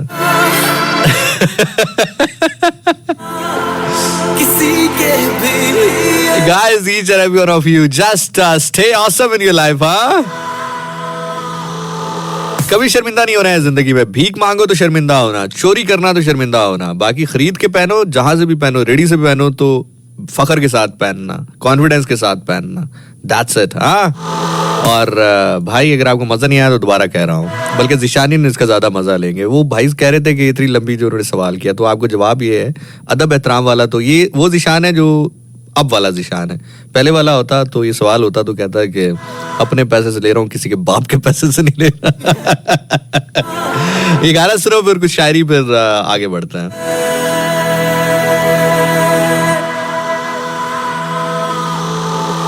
चेहरे बदलते रहे, जिंदगी वैसे ही चलती रही, दुनिया बदलती है फितरतन, इसमें हमारी कोई गलती नहीं। पलती रही दिल में उदासी, अंधेरों से लेके रोशनी तक, खामियों से खामोशियों तक, होश से लेके मदोशियों तक। अफसोस नहीं के अफसाने लिखे, वो अफसाने मबनी है जिंदगी पर। खुदा तू देता है बेहिसाब, मेरे दर्द में थोड़ी तो कमी कर। खिले ना क्यों यहाँ अब वो गुलाब, क्यों रही बहार की कमी बस। किस्मत हमारे ही हाथ में है, उस पे इख्तियार की है कमी बस।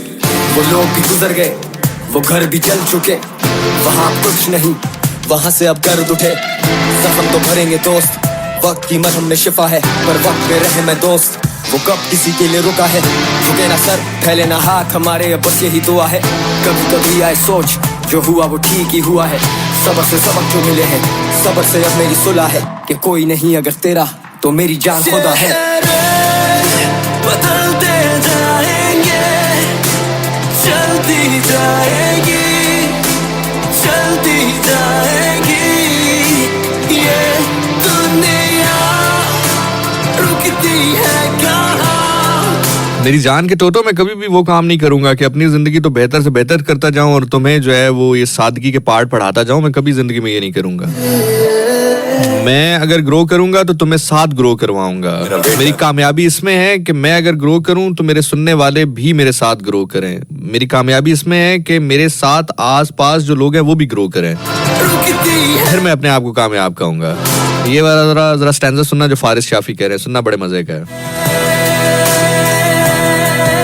किसी के भी एक मिनट रुकी, मेरा वेट कर। ओके देन शफी भाई टेक वन। कहा सुना माफ कीजिएगा, शालीमार गार्डन में 5:30 बजे मेरा शूट के लिए हेयर एंड मेकअप। जल्दी मेरे शेड्स ला, लेकिन पहले चेक द पैरामीटर। गानों के बढ़ते डेसिबल, चेक पे बढ़ते डेसिमल, इट्स इनक्रेडिबल। मैं इसमत चुगदाई, कैसे किस्मत खुल आई, I think about this at night. कैसे किस्मत खुलाई, I think about this day and night. कहा सुना माफ कीजिएगा, शालीमार गार्डन में 5:30 बजे मेरा शूट के लिए हेयर एंड मेकअप। जल्दी मेरे शेड्स ला, लेकिन पहले चेक द पैरामीटर। गानों के बढ़ते डेसिबल, चेक पे बढ़ते डेसिमल, इट्स इनक्रेडिबल। मैं इसमत चुगदाई, कैसे किस्मत खुल आई, I think about this at night. Give it bash and the bad and the martial mad and mera instinct animalistic, mad magician yeah mathematician, I never take second position, I'm getting ballistic, cataclysmic, बिल्कुल असली, देखूं meticulously, loves मेरे medicinal से, love किया मैंने कलम से, सच बोला मैंने कसम से, रंग देखो कैसे बदलते दिखते हैं सबके, करते कब से, बातें पक्की, बातें कच्चे, I've had enough of it but I keep going, got no option but to keep flowing, keep the toxic out of my zone, rocking the shreef up me off of my throne, but before I gotta go, let me tell you this. One thing I need you to know, if you ever need a friend, you can call my phone, but you are not alone.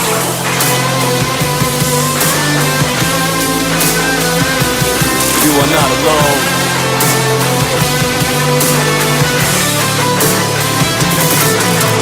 जैसे तख्लीक में खालिक का हुनर बोलता है, घर के माहौल का लहजे में असर बोलता है।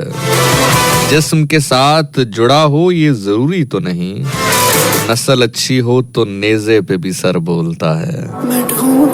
कसरे शाही के सतूं कांपने लग जाते हैं, मसलहत छोड़ के ऐ दोस्त जो डर बोलता है।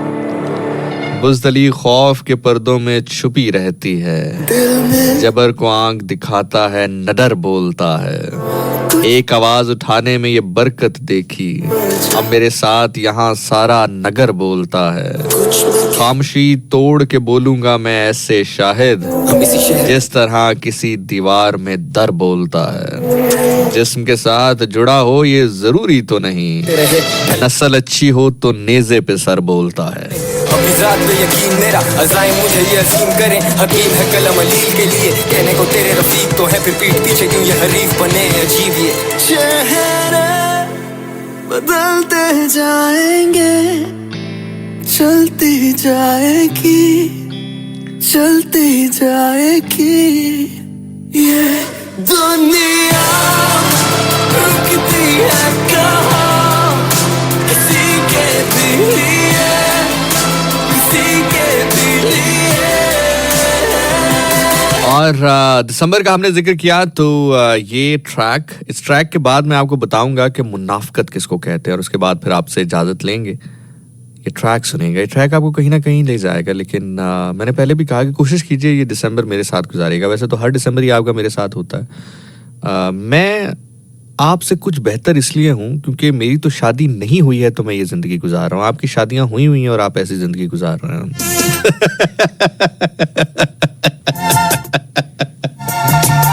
कभी आपने सोचा है, मतलब आपके पास तो कोई सिस्टम है तो आप ऐसे है, मेरे पास तो चलो नहीं है तो मैं ऐसा हूँ ना, लेकिन चलो बाहर जिंदगी ये चलता है दुनिया में। सही गाना सुनेगा फिर आगे बढ़ता है।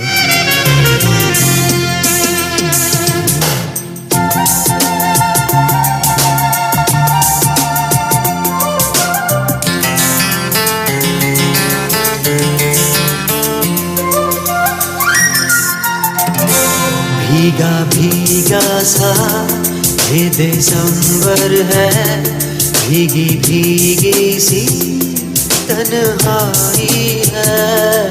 इन किताबों में भी नहीं लगता हमको सजनी की याद आई है। भीगा भीगा सा दिसंबर है।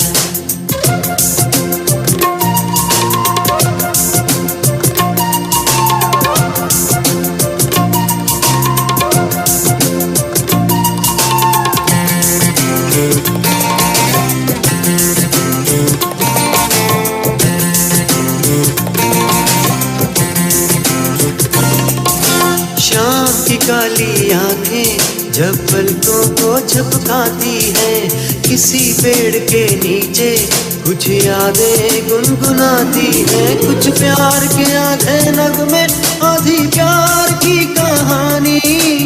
एक शहर का राजा और एक गांव की रानी, दोनों बड़े प्रेमी थे, वन में आया करते उनके प्यार के मीठे नगमे पंछी। तुम लोग ना कहीं से कहीं ले जाते हो मुझे यार। अब ना प्रेमी है ना वो बातें हैं, और ये जो रोड है ना लाइक शकरपड़ियाँ वाला,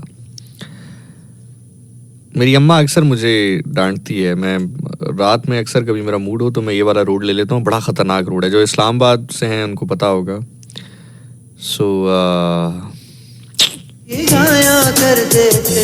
अब ना प्रेमी है ना वो पंछी है, और यादें ही अपनी कमाई है। अब ना उसकी उम्मीद नाज का हम पे ये मान था कि आप उम्र गुजार दीजिए। उसकी उम्मीद नाज का हम पे ये मान था कि आप उम्र गुजार दीजिए। के प्यार के मीठे नगमे पंछी उम्र गुजार दी गई। अब ना प्रेमी है ना वो बातें हैं, और दिया। उसकी उम्मीद नाज का हम पे ये मान था कि आप उम्र गुजार दीजिए, उम्र गुजार दीजिए, बस फिर उम्र गुजार दी गई। हमको सजनी किया